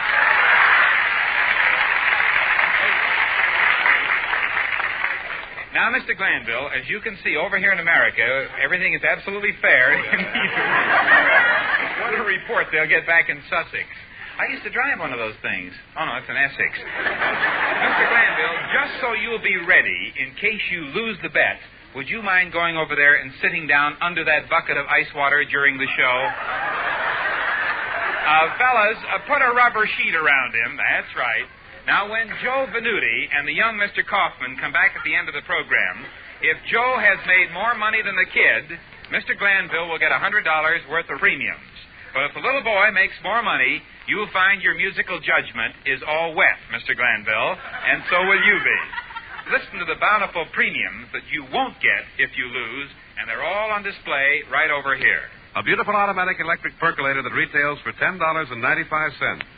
A portable mixer that saves time and trouble in the kitchen. Gorgeous sterling silverware. An $11.95 handy electric knife sharpener. Smart Man's gabardine sports shirts. And dozens of other marvelous things. Every one the best of its kind, top quality, nationally advertised. Folks, you've all heard the old saying that actions speak louder than words. Well, people are funny. So tonight, we're going to test the truth of that old saying, and here to help us is a distinguished psychologist from the American Institute of Family Relations, Dr. Paul Popenoe. Good evening, Doctor. Now, you talk to many thousands of people about their lives and their characters. And is it true that you can tell more about the character of people, Doctor, from what they do than from what they say? Oh, absolutely. Just talk to a bunch of politicians. You'll soon come to that conclusion. Well, maybe we'll find out tonight. Let's go down in the audience, just for fun, and ask people what they'd do if they had only 24 hours to live. And then you tell us, Doctor, how their answers reflect their basic character. And it'd be rather interesting to find out... This is Rod O'Connor speaking off stage where the studio audience can't hear me. Get this. The person that Dr. Popenoe picks as the most unselfish will win $200 worth of prizes. See if you listeners make the same choice that Dr. Popenoe does. Remember, the most unselfish person gets a $200 prize. Now back to Art Linkletter. And we're just about set to go with a young man who has volunteered, whose name is Mr. Leonard Hoffman. And what business are you in? I'm an inspector out at a plant making aircraft valves. Well, Leonard, what if you were suddenly confronted with the absolute fact, startling as it might seem, that you only had 24 hours to live? What would you do? Well, I used to have a boss, for instance. He paid me my money. I couldn't do anything else. But with only 24 hours to live, I wouldn't need that money. So what would you do? We're on the air, aren't we? Huh? Yeah, we're on the air. Oh, I mean, you'd go back? We're on the air. In other words, you go back and you tell the boss off. Well, I told him off I left, but... But you'd do more than that. Oh, definitely. Thank you very much. There is one gentleman. How would you analyze his character from that general... Well, it's certainly very evident he's full of frustrations, Art. He has had to put up with a good many things in life he doesn't like, and he's full of inner conflicts. He's a man with frustrations, no doubt about it. And if he had 24 hours to live, he'd try his best to resolve some of those. He'd unload a few right on the spot. I wouldn't want to be around either, if you don't mind. Let's talk to a lady over here. We'll be back to you in a minute. You're Mrs. Harold Millmanger. What would you do if you had 24 hours to live? Start praying for more time. You'd start praying for more time? Yes. What do you think about that, Doctor? What kind of character does that reveal? I rather think that indicates a personality that doesn't like to face the facts. She will always be looking for a chance to get around what seems to be a difficult situation. She won't be willing to accept the inevitable. In other words, instead of thinking of something to do, she's thinking of getting more time to do something she hasn't thought of doing. That's it. Yes. Here's a gentleman who's lived a good number of years.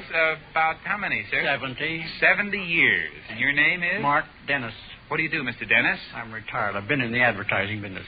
Well, if you had 24 hours to live, what would you do at the age of 70 now? Well, I've been following a very strict diet for some time, and it's very uncomfortable. If I only had 24 hours to live, nothing would count for much. So I would indulge myself in those good foods that I like the best. What do you think about that, Dr. Popenoe? Well, I think there's a man to whom the good things of life in the way of eating mean a good deal. His last thought would be at the level of his digestion rather than at the purely intellectual level. Now, here's our next guest, a young fellow by the name of... Lloyd Schaefer. What do you do? I'm a senior at high school. Uh-huh. Well, it's very interesting now to see what a comparison between a man of 70 who has 24 hours to live with a boy in high school. What would you do if you had 24 hours to live? Well, since I was 7, I've been under the care of Crippled Children's Society. And if I had only 24 hours, I'd like to give all my possessions, etc., to the kids of the society. You mean they've helped you? Yes, they've helped me a lot, so I'd like to help them. Well, thanks very much for that comment. What do you think, Doctor, about this young fellow? There's a real altruist. There's a man who, due to his own sufferings, has learned to take a lot of account for the sufferings of others. He's thinking outward rather than inward. You seem to be in good health now. How are you feeling? Okay now, sir. What has been your problem in the past? I've had heart trouble. And now you're all right? Yes, sir. Well, fine. I'm glad on this show we should never have a volunteer who isn't. Thank you very much. All right. Here's a fellow in his 50s. 59. 59, almost in the 60s. Mr. Albert F. Anderson. Mr. Anderson, what business are you in? I'm in the title business. Title? Right. Uh-huh. What would you do if you had 24 hours to live? Well, in the first place, if I knew the very spot on which I was going to die, I'd never go near the place. Well, that's a clever angle. I think seriously, however, that I would probably put my house in order financially and spiritually, and then communicate with all my good relatives and good friends as best I could. And say goodbye. Time is love, that's right. What do you think about that, Doctor? Well, there's a man to whom friendship means a good deal. He's interested in having his folks know what he's doing. It's a dramatic situation. He would want to have them understand what he was up against. That would be one of his first thoughts. In anything that goes on, he'd want his friends to know about it. He's thinking more about his friends than a lot of other people are, and with reference to his own very dramatic situation. Mm-hmm. Thank you very much. Well, we've had quite a variety, haven't we? We, I think, have proved tonight that people are funny. Some would think of their stomach. Some would think of their frustration. Some would think of their friends. Some would think of a spot not to go to. But what we told our air audience that you and the studio audience did not know about was that the person, Doctor, that you selected as the one being the most unselfish, based on what they'd do if they only had 24 hours to live, would get a special surprise prize of $200 worth of prizes. And I almost don't have to ask you what your choice is. No, sir, it's Lloyd Schaefer. The young fellow who would give all of his possessions to the Crippled Children's Society. Well, Lloyd, congratulations, young man. You're going to take home with you a couple of $100 worth of our fine premiums up there. Maybe a beautiful wristwatch or some glassware for your folks. Anything you want. And by the way, each of the people we talked to tonight gets, as a little memento of their visit to our show, a lovely China-based lamp. And thanks to all of you and Dr. Papineau for proving once again that people are funny.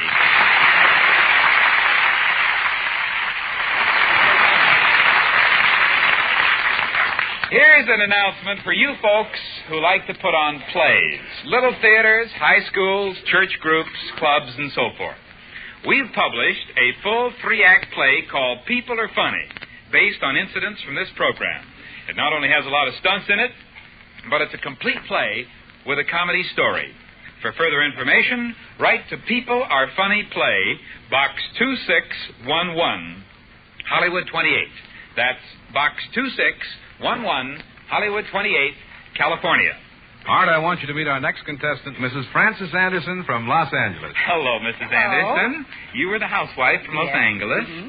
And last week, Mrs. Anderson, on this program, we gave you 5 $20 bills, didn't we? Yes, you did. Oh, we didn't quite give them to you. We had you address 5 envelopes to yourselves. Then we put one of your $20 bills in each envelope and dropped all 5, unsealed, here and there, up and down the main boulevards of Hollywood. We wanted to find out if the people who would naturally look at these envelopes and open them up and find the money would mail it to you or keep it for themselves. Now, in each envelope, there was a note. Do you remember what the note said, Mrs. Anderson? Yes, the note said, Dear Frances, understand you are a little short of cash lately, so I'm sending you the $20 I owe you. Regards, George. Now, here is the big question we've been waiting 1 week to find out. How many of the 5 envelopes did you get back? I got 2. Only 2. Were there any Just notes 2. in them? Nothing else, just the note and the $20 in 2 envelopes. Well, did anybody at all call you and try to offer a split on the others? No, I heard from nobody. And nobody called? Nothing? No, not a thing. Just 2 of them came just a couple of days later. We figured they'd at least send a note on after taking the $20 bill out. No empty envelopes arrived, did Not they? a thing. Somewhere in the listening audience right now, there are 3 crooks. I hope you feel just awful, don't you, Mrs. Anderson? I certainly do. Mrs. Anderson, you shouldn't suffer on account of our experiment, should you? No. So here are $60 to make up for the money that didn't arrive in the mail. Thanks $100 worth for proving that people are funny.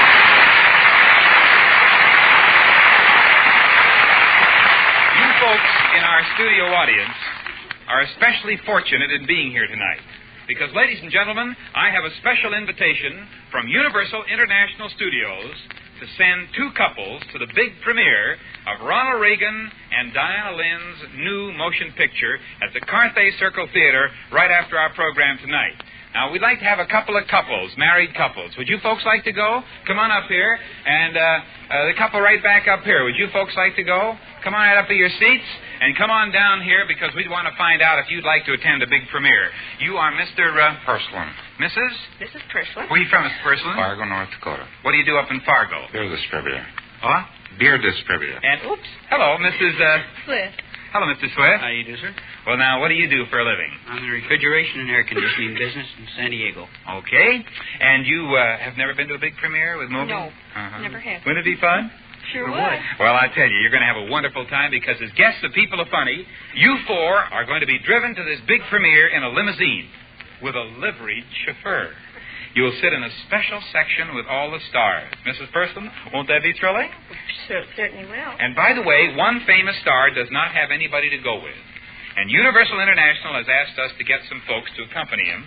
Guess which one you're going with, Mr. Swift or Mrs. Swift, Ronald Reagan or Diana Lynn. Make a guess. Ronald Reagan. No, I'm sorry. You want to make a guess, Mr. Swift? I'll take the other one. No, I'm sorry. It's Francis the Mule. Because, ladies and gentlemen, the stars at this particular premiere, all the stars are animals in honor of the animal star of the picture, Bedtime for Bonzo. He happens to be a monkey. But there will be Lassie, Trigger, Jackie the Lion, and lots of others. Say, you humans will look kind of out of place, won't you? Well, don't worry. We'll fix that up. Boys, bring out the costume. There's the jackass costume. Now, Mrs. Swift, which end do you want your husband to be, the head or the tail end? Do I have to answer that? Well, which one would you like him to be? Oh, let's let him be the rear end. All right, then, we won't have any argument. Which would you like your husband to Well, be? he better take the other end, then. Okay, then it seems to be all set, and you two men can dress a little later out in the halls, and your wives will go along with you to this actual premiere. And after the show is over, you will go to dinner with us at one of the famous places here in Hollywood where the stars, the people stars, are going to be eating. Now, don't worry, nobody will make fun of you, because this whole premiere is being put on under the auspices of the American Humane Association and the SPCA. You'll be right at home. So goodbye, folks. Take your costume, and you're on your way to the premiere. See you later.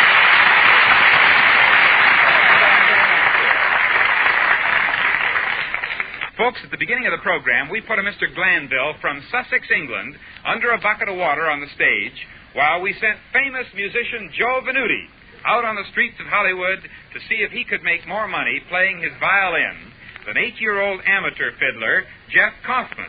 So, what was the bet made on those musicians, Mr. Glanville? Well, it was something about some prizes or a bucket of ice water. That's right. We'll know whether you get $100 worth of royalty premiums or a couple of cents worth of ice water in just a minute. Here come the musicians from off stage where they've been very busily engaged out on the boulevards of Hollywood fiddling for money. Now, Mr. Jeff Kaufman, our 8-year-old boy, is pulling behind him a red wagon on which is seated a pretty, winsome little 3-year-old girl who is supposed to have been his sister. Jeff, where did you play? I played on Hollywood and Vine. Was there much of a crowd? Yeah? Well, what did you play? What number did you play? Merrily We Roll Along. What would you play for an encore? Merrily We Roll Along? Yes. Yes, that's the one you know. Did the crowd seem sympathetic, Joe? Yes. Did they like you? Did they applaud? Yes. Any remarks at all? Mm-hmm. What'd they say? Well, they said, my sister was very nice. After they heard you play, they all applauded and said your sister was very nice. Are you listening, Mr. Glanville? I heard, yeah. You know, for your information, you're here researching fish. We have fish in the pail, too. Mr. Venuti, where did you go to play? I played at the northeast corner of Hollywood and Vine. Mm-hmm. Did you have a crowd? Oh, sure. Mm-hmm. Any remarks at all about the sign that asked to give money to stamp out television? Oh, none whatsoever, but they donated quite an amount of money in my little tin cup here. Anybody recognize you by any chance? Oh, sure. A few people. Yeah, that's Joe Venuti playing. Out on the street, fiddling with a tin cup. Joe, there's a great living in this for you. You may take this up as a regular racket. I may try it. Now, here is the big question. Which earned the more money? Good music played by a fine musician or bad music played by a couple of charming little kids? Now, remember, Mr. Glanville, you bet that the good music would get the most dough. If the boy collected more, you know what happens, don't you? I do, yes. I get the ice water. Mr. Venuti, how much money did you get in your tin cup? I counted $1.05. $1.05. I thought that was pretty good. That's pretty good. You were only out there 12 minutes. Let's see, in a month, that'd be $8,000. Jeff Kaufman, our 8-year-old musician, how much money did you get by actual count with your 3-year-old sister holding the tin cup? $2.70. $2.70. Let him have it back there, boys. There goes the water. Mr. Glanville, you lost the prize because people are funny. They don't know good music from bad. Isn't that right, Mr. Glanville? Now I know how the fish feel. Do you think there was any scientific value to this experiment, Mr. Glanville? None whatever. Why not? Well, I think Mr. Venuti was a very fine violinist, and everybody knew it. But they were biased in favor of the little boy. I mean... What do you mean they were biased? Well, I mean, American people are very open-hearted and generous people, and I think, in spite of the fact that Mr. Venuti was very fine and accomplished violinist, they were in favor of the little boy because, after all... No, I don't know. Maybe he had something there.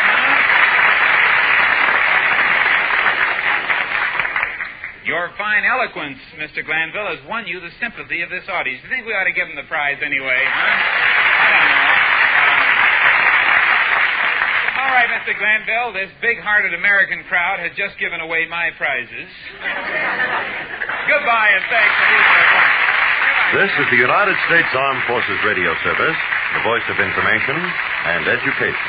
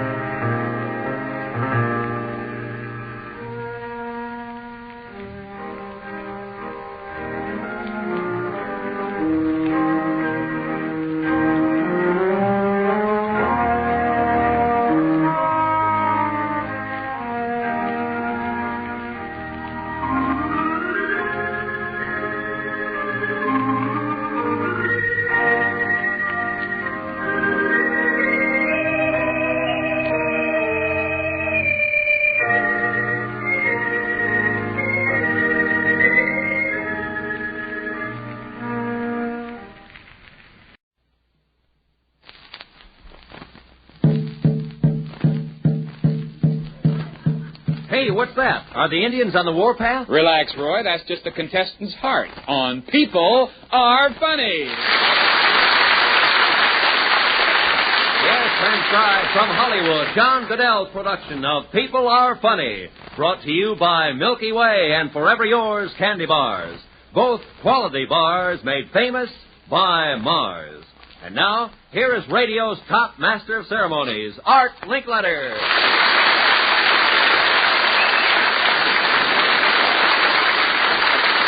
Thank you very much, Roy, and good evening, everybody.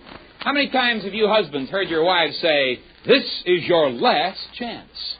Well, ladies and gentlemen, it isn't your last chance yet, but the time's not far away when you cannot dip into that $2,000 pot of gold that Milky Way is offering you each and every week, and for doing so little. Just a few words about the funniest thing that ever happened to you, and you may win up to $1,000 cash. Right now, Roy Rowan, who starts the Milky Way show from Hollywood? Mrs. Gertrude Shum from Cincinnati, Ohio. Meet Art Linkletter. Hello, Mrs. Shum. Hello, Art. How you doing? Just fine. You a housewife? Oh, yes. What's your husband do? Jobber. And have you ever heard this program before? Many times. We ought to have a lot of fun in an interesting experiment that we want to have you help us perform tonight. This is what we want to discover. In a strange town, without any particular references, we want to know whether a woman can buy things on credit easier than a man can. Now, what do you think about that? Oh, I think so. You think she can? You think that clerks are easier on the women? I think so. Well, that's what we're going to find out. Maybe they are, maybe they're not. Now, we need a man, and we need a woman for this stunt. And Mrs. Shum, you'll be the woman. Yes. That's fine. I'm glad it works out that way.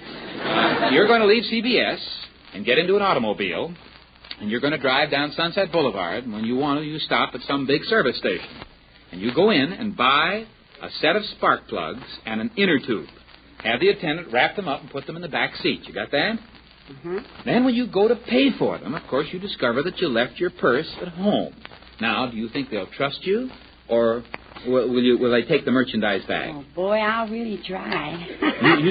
You really give it an effort, won't you? I'll do my best. Good. Now, of course, while you're doing this, we'll send a man out in another car to another service station to try the same routine for comparison. You have any money with you, Mrs. Shum? Mm-hmm. Let's see it right here. Oh, right in the purse? Fine, just take the purse, will you, fellas? We want you to be telling the truth when you say you have no money with you. Now, Irv Atkins here will ride along with you. But when you pick out the service station you want to go in, you stop a half a block away, let Irv off, because we want you to go in by yourself. So it'll be an absolute bona fide stunt. Say goodbye to our audience. There she goes. Oh, my, this is an interesting stunt. Now we're going to send the man out. Well, let's get a man up here, please. Is she gone? Fine. I'd like to ask the audience a question. How many of you think that a woman will get credit easier than a man? Applaud. Now, how many think the man will get easier credit? I'm sorry, you're all wrong. Because tonight, nobody's going to get any credit. You think we'd be satisfied with a simple little plot like this after 12 years? No, sir. First of all, we're not going to send any man out at all to do anything. And secondly, Mrs. Shum is never going to reach that service station to make the purchases. What's going to stop her? You'll find out later. And now, here is our second week's $1,000 cash prize winner in the Milky Way Funny Experience Contest, Mr. E.C. James, Pavo, Georgia. The 10 $100 winners have been notified by mail. That's good news for somebody, folks. It might still be for you. But all good things come to an end, as Roy Rowan here can tell you. This week, next week, your last two chances, ladies and gentlemen, to pick up $100 or even $1,000 in cash in Milky Way's Big Funny Experience Contest. So come on. It's easy enough if you work fast. Simply write us in 50 words or less on the subject, the funniest thing that ever happened to me. Put your name and address on your entry, enclose 2 Milky Way or Forever Yours candy bar wrappers, one of each is okay, too, and mail your entry to Milky Way, Box 224, Hollywood, California. Your entry must be postmarked before midnight, March the 14th, to be eligible for this week's prizes. Later entries go in next week's contest. The contest, of course, is subject to all federal, state, and local regulations. Each entry will be judged on the basis of originality, humor, and interest of the situation. All entries become the property of Mars Incorporated, and none will be returned. That's the story, folks. And I'd love to see you pick off one of those 10 $100 cash prizes or the king-size 1,000. But you've got to hurry. Remember, Milky Way, Box 224, Hollywood, California. Hey, look at the pretty girl over there. Say, Roy, how about an introduction? Miss Emma Nell Kettner from Paris, Illinois. Meet Art Linkletter. Hello. Hello, Art. Miss Kettner, I would judge you to be in your early 20s. I'm 19. 19, and very pretty. You believe in love at first sight? Well, that all depends what I cite. Well, how would you like tonight to train your sights on a handsome male movie star? Oh, I've heard that before. With a trigger. Oh, now, wait a minute. No, you're getting warm, though. Guess again. Francis? The mule? She's heard the program before. As a matter of fact, you're not only getting warmer, but you're getting hot. Because right now, we'd like to have you meet one of tonight's special guest stars, the co-star of Columbia's new Technicolor picture, All Ashore, Mr. Dick Haymes. And Emma. Hello, Dick. This is Emma Kettner. Hello. How are you? Have you ever met a movie star before? No. Just keep breathing. You'll be all right. And isn't she a pretty girl, She Dick? sure is. Wow. Oh, my goodness. Yeah, she's lovely. Of course, Dick, you've had romantic experience yourself in pictures, haven't you? Oh, yeah, sure. In the picture All Ashore, who do you make love to? Jody Lawrence. Oh, that's not bad, is it? No, it's a hard way to make a living. What are you going to do? All day long slaving under the hot lights, kissing girls? Yeah, isn't that murder? What is All Ashore, a musical? Yes, sir. And it stars Mickey Rooney and myself, Peggy Ryan, Ray McDonald, and Jody Lawrence and Barbara Bates. Where does it all happen? Well, we went on location in Catalina, and we shot an awful lot of it in Catalina, which was great because it's in Technicolor. And it happens mostly in Catalina. In other words, where there's fish and marine life of all kinds? Oh, yeah. Mm-hmm. Just wondered about that. Yeah. Miss Kettner, you've had any experience at all in playing love scenes? No. Would you like some? Oh, that all depends. Doesn't make any difference to me whether you like it or not. You're gonna. Yes, sir. You're going to be Dick Haymes, leading lady, in a little love scene. How does that sound now? Fine. Wonderful. The first part is very simple. We bring up a chair, and Mr. Dick Haymes sits in the chair. Then as the plot goes on, M&L, you sit on Mr. Haymes' lap. Right now. Are you comfortable now, Miss Kettner? Yes, very. Are you happy, Mr. Haymes? Oh, we needn't go any further, Dad. No, the second part of the stunt is even better. All right. Now, you put your arms around each other. That's it. Fine. Now, Miss Kettner, here's how you can win a prize. This is actually all based on a very fundamental psychological stunt. We want to see whether a young, romantically inclined single girl sitting on the lap of a romantic movie star can concentrate under emotional stress. Now, Dick has just finished All Ashore, a picture about the Pacific Ocean and girls and fellas, and he's interested in fishing and marine life. So, for the next 2 minutes, no matter what is said to you, M&L, you must concentrate and answer with something about fish or fishing. If you can do that for 2 minutes without a slip, Milky Way will give you a very nice prize. But if you do not stick to the subject of fishing, then Dick Haymes gets a prize from you. A kiss. Nice. Understand, Miss Kettner? Yes, I understand. All right with you, Richard? Listen, you know it. All right. The conversation begins right now. Did anyone ever tell you that you have beautiful eyes? Oh, the fish's eyes look terrible. Did anyone ever tell you that you have a beautiful neck? How do you keep it so smooth and Oh, soft? but fish are so scaly and slimy. Ugh. Do you believe in kissing a boy on the first date? Oh, I'd hate to kiss a fish. Oh. Emma, what would you say if I asked you if I could run my hands through your hair? Oh, I hate to get fish scales underneath my nails. She's pretty good. Yeah, she's holding out pretty good. Now, let me see. Could you ever learn to care for me? Oh, fishing worms are terrible. What would you say if I kissed you now, very, very tenderly? Oh. Night crawlers are worse. Night crawlers? Let me ask you one more question. Just one more. Emma, what are you doing tonight? Nothing. There you go. I got it. Nothing. Oh, my gosh, Dick, you have the nicest kiss.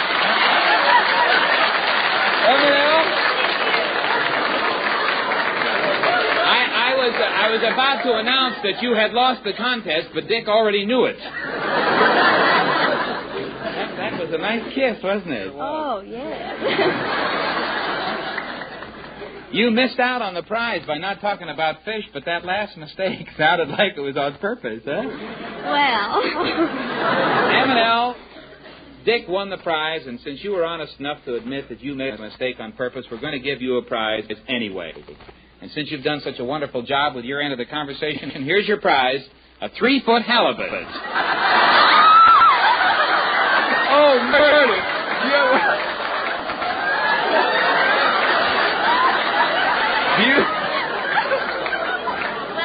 Do you know anything about cleaning a fish, M&L? Yes, a little. Well, I tell you, if you get into that fish and clean it, you'll find that inside that halibut is a diamond-studded solid gold. Whitnauer watch from the Longines Whitnauer Watch Company. Compliments of Milky Way. How does that sound? Okay. Would you, after that kiss, would you like to see more of Dick Haymes? Yes. Well, you just buy a ticket to the picture All Ashore. And you'll see more of Dick Haymes and all of his co-stars. Richard, thanks for being here. Listen, I have to thank you. This was beautiful. I know it was. I want to do it all the time. All ashore, kid. Goodbye. And brighten your day with Milky Way. Well, I think I'll leave the stage now and come down the audience and have a little fun here. I think I'll start with an Air Force sergeant, aren't you? Oh, Airman First Class. Airman First Class. Stand up, Airman First Class. What's your name? Ralph Hodges. Now, I'm going to read a list of prizes. Whenever you hear one that you like, you yell stop, and you get the prize that's next. Uh-oh. All right. Kind of fun, isn't it, huh? If you have intuition, you may get something real nice. You just yell stop anytime, and I'll give you the next thing. For instance, the first thing on the list is a Westinghouse electric dryer. Wouldn't that have been handy at camp? Oh, I've been fine. You can be sure if it's a Westinghouse, as they always say. Now, the next thing on the list is a box of Dr. Scholl's foot pads. The next thing, think what you'd have gotten. One tattoo placed anywhere. I'm glad I didn't say stop. Want me to stop now? Okay, stop. Oh, you stopped at just the right time. Here it comes. A great big, beautiful red lobster.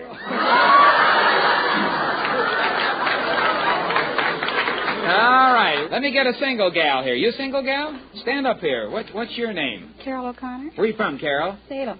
Salem what? Oregon. And what do you do, Carol? Well, I'm going to business college. All right, Carol. I'm going to start talking. You can yell stop right now, or you can let me go a little while. You want me to stop? Well. All right, I'll go on. If you'd have yelled stop then, you'd have gotten a 9x12 Mohawk carpet from the looms of Mohawk. Oh. The next thing is a fried egg sandwich. Want me to stop now? No. A week's trip at the beautiful Hotel Sahara in Las Vegas. We're written right down here. Want me to stop now? No. 4 joints of stovepipe. Stop. Huh? You get free transportation to Hawaii, a pair of water wings.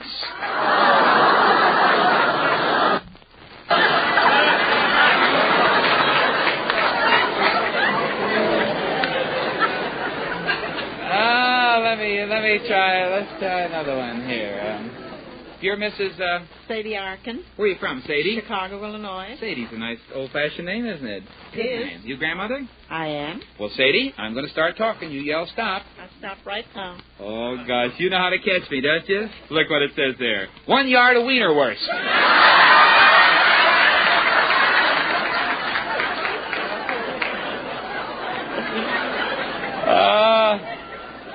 Let me try this gal.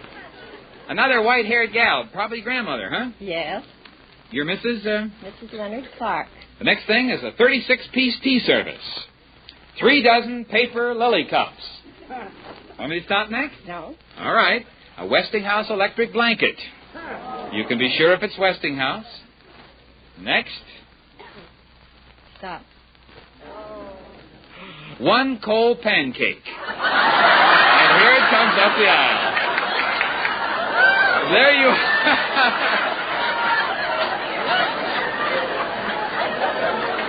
Well, folks, once again, we have given away radio's largest prizes. But it's fun. It's fun guessing where to stop. And it proves, once again, when it comes to giving away prizes, people are funny. Who's next, Roy? Art, it's our amateur saxophone player, Dr. Richard Nelson, and his teacher, Freddy Martin. And here they come. Hi, Freddy. Hello, Dr. Nelson. Now, Dr. Nelson, as I recall, you are I'm a doctor, resident doctor in the hospital. Resident doctor in which hospital? The White Memorial Hospital, yeah. And you work long hours, but still, that if you could learn to play the Stein song in 1 week, why Milky Way would send you and your wife to New England for a wonderful vacation. How'd you do the first week? I'm afraid I flopped pretty bad. Oh, I think you're too modest. Freddy, Martin, would you say he flopped? Well, Art, after a week's practice, it was remarkable what he did. You could even recognize the melody now and then. I see. I think he has a big future as a doctor. Well, he has worked all week. Do you think he's improved? Well, yes, he's definitely improved. Now you can... he couldn't play a note at first. Now he can. A note. A note. Well, that's progress. Doctor, have you put in some real hours of practice? Oh, yes.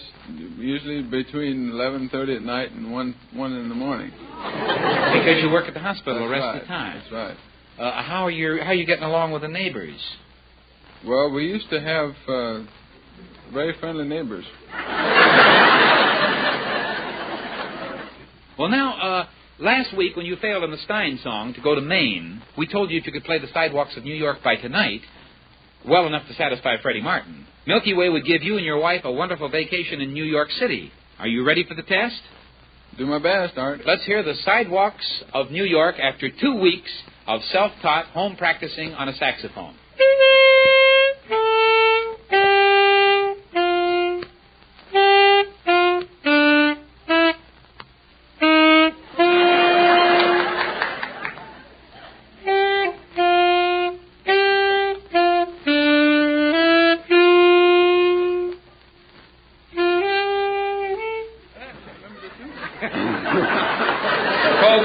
Let's not laugh. You are in at the birth of an original piece of music. That melody has never been heard before anywhere, I don't believe. Freddie? No, Art, he's improvising. He is so skilled and so calm and nonchalant, he is improvising on the saxophone. That comes a little later, you know. You must learn the instrument first before you start to improvise. Does he qualify for the trip to New York, Freddie? Well, his embouchure has improved a little, Art. His articulation is a little better, and his intonation, well, that leaves a little to be desired. He's playing a little pianissimo when he should play fortissimo. But I think... Are you trying I don't to say... think he's ready yet for a professional job. Are you trying to say in a nice, professional way that it stinks? Doctor, I tell you, we're sorry. Freddie Martin is being as generous as he can, but that sidewalks of New York, if the sidewalks of New York are like that, I don't blame people for moving to Jersey, frankly. And so you didn't earn the trip to New England, and now you don't get the New York trip. We'll make it easier. Here's your last chance. Next week, come back and play Chicago, and Milky Way will send you and your wife on a 300-mile-an-hour TWA airline Constellation for an all-expense-paid vacation to Chicago. Freddie, will you help him? I'm afraid that he's not practicing enough. It doesn't speak very well for me as a teacher, does it? But I'll continue if it kills him. Now, Dr. Nelson, what do you think of Freddie as a teacher and as a critic? Well, boy, he sure is critical.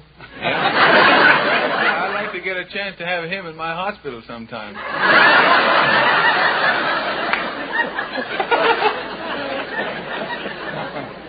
Still haven't had my appendix removed. Last week, the doctor promised to remove his appendix sometime, just for the fun of it. I think he'll cut a lot more out if he ever gets a chance. Well, you two are becoming close friends. And, Doctor, next week, you and Freddie come back. It's Chicago or nothing.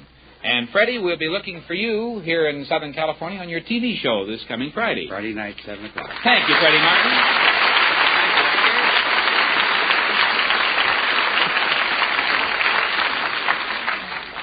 Oh, my.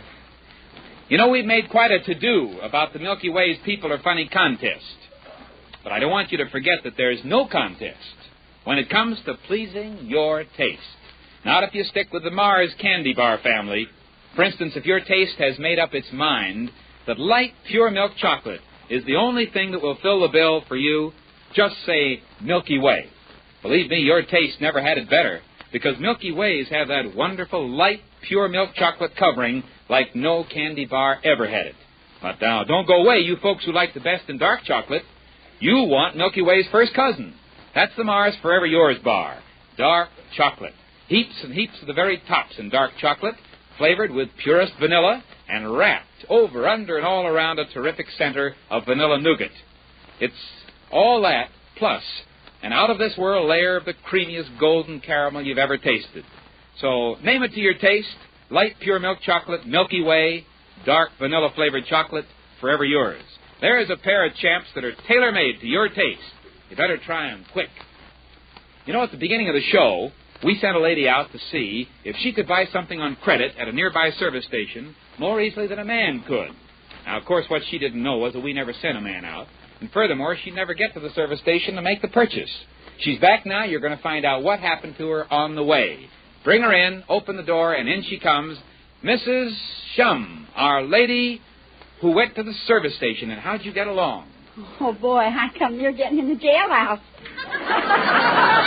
Well, what's the matter? You had plenty of time. You didn't speed, I hope. No, I didn't speed. Boy, I didn't get but to the half a block here when the policeman blew his whistle and hollered, "Stop, lady." What'd he stop you for? Well, he said there was no taillight. I don't know if he was telling the truth or not. Well, Irv Atkins was still with you. You hadn't let him out. Well, that guy done me more harm than good. Well, you know, that's what he's been doing to us for years, too. Say no more, Mrs. Shum. We don't want to ask you any more about what happened in that automobile with the policeman stopping you. Do you know why I'm not going to ask you any more? No. Because what you didn't know was that we had a hidden microphone and a recording machine hidden in the back of the car you were driving, and everything you said to the cop was recorded, and we're going to play it back right now. Say, what's the difference if I had a crazy man in here? No, I haven't heard any of it. It's been on the record. Is it all right to play it? Yeah, I don't care. You don't care? All right, I don't know what it's going to sound like. This is all news to me. So, engineer, let's hear the record. What'd you say? I'm sorry, sir, but your taillight's not working, lady. Are you aware that your taillight's not working? No, I didn't know it. Officer, we're in a hurry. Will you make it snappy, please? Well, I'm sorry, but I suggest you do this. Across the street's a service station there, and... Officer, this is a radio stunt. We're with People Are Funny. We're in a hurry. This lady's on an outside stunt. Won't you let us get going? The car isn't mine. I'm just on the stage, and they just told me to drive the nearest gas station and try to buy a set of plugs without money. I'm sorry, madam, but I suggest you stop here and go across the street. They have service station attendants. They will come and fix your taillight because you're driving illegally. Look, so officer, you may cause an accident. You don't have to do your duty right to the letter of the law. We're doing a stunt. She has to get going. She won't even win a prize. We're from People Are Funny. Coming right back. We're just going to that gas station coming right back. I'm sorry, you see, but you're driving illegally by not having a taillight. Look. And I'd appreciate if you leave it here at the curb. Go across to a service station there. Now, look, this is no way to act. You work here in Hollywood all the time. You know about our show. I beg your pardon now. I don't know who your friend is, sir, but, ma'am, but... I'm no friend. I'm just a lady that picked out the audience. Well, come on, lady. Let's get going. The heck with him. Let's just get going. No, I'm sorry, ma'am, but you'll have to leave your car here and go to the service station attendant, and I'm sure that he'll be happy to put a plug in for you. Let's get going. Let's just drive down the street. No, may I see your driver's license, please? It's in my car parked across the street there. I told you I'm from Cincinnati, and I keep my license in my glove compartment because I change bags so often that I'd just be caught without my driver's license when I drive a car. This isn't my car. They just picked me out of the audience. Look, cars are speeding right down the street, and you want to give us a ticket for taillights. We're in a hurry. Now, look, pardon me, sir, but I'm talking to the lady. I don't mean to be rude, but whenever you drive a car, no matter whose car you drive, you must have a driver's license with you, no matter whose car you drive. And that's a violation in California. You must have a driver's license, even though you drive a car around... Good grief, to drive a car a half a block. Yes, ma'am. If you kept all the orders in this town that good, goodness, you'd lose your job, wouldn't you? Well, I'm sorry, ma'am, but look, the chief's a friend of mine. I'll have your job. Now, look, I don't know who the gentleman is, but I think he's very... from this broadcasting station here. He's one of the head men from the broadcasting station, only to go with me to be sure I don't get in any wreck. Look at that car. I bet it's going 80 miles an hour. Well, I'm sorry, sir, but we have to take it one man at a time. I'm on... you say where did you say your driver's license was? Right over in the parking lot across from the station here in the car. You know you're in violation by driving a car without a license. I have to give you a citation for it. You know, I don't have to be driving the car from Cincinnati. My husband's driving it. Now, if you want to get down to technical points, I know, but... step right in there and get a license. All you have to do is go in there. He's got him in his billfold. And he's not driving the car while he's sitting in there. Now, make something of it. But look, you're behind the wheel. You saw that program before, haven't you, man? You've lived here all your life, haven't you? It makes no difference. You're on the highway. You're driving a car. You must have a driver's license, a valid driver's license. Here's her purse, and there's a driver's license in there. Now, will that do all right? Well, thank you. You should have told me that. We'd have saved a little time. I know you're in a hurry, but your friend's very excitable. I suggest you don't drive with such an excitable friend. I could have an insane person here. It wouldn't bother me anyhow. Well, I'm driving the car. Okay. I'm sorry. Let's go. Well, there you are. That's what happened, Mr. Chum. I think you're a pretty good talker, Mrs. Chum.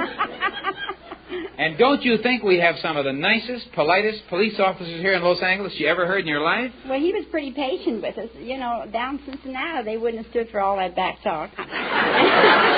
And then, you know, he kept getting more serious. And then when he said, let's go, I said, no, sir, I'm not laying in the jug.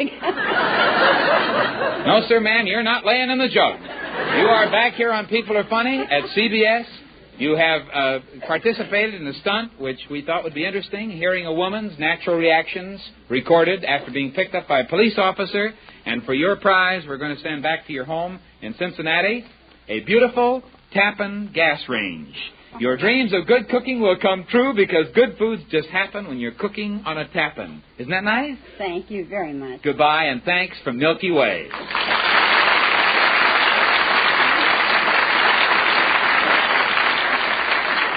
Next week on People Are Funny, a woman you'll never want to meet. Tune in and see why. Right now, this is Art Linkletter saying goodnight from Hollywood and reminding you that the way to stay tops in your family is the Milky Way in boxes of 6 or 24. Good night, everybody. People Are Funny is brought to you by Milky Way, America's biggest-selling chocolate-covered candy bar, and by Milky Way's first cousin, that dark chocolate-covered favorite, Forever Yours. Remember, when your taste tells you light, pure milk chocolate over chocolate malted milk nougat, ask for Milky Way. But when dark chocolate is your wish, Forever Yours is your dish. Milky Way, Forever Yours. Both quality candy bars made famous by Mars. This program was transcribed from Hollywood.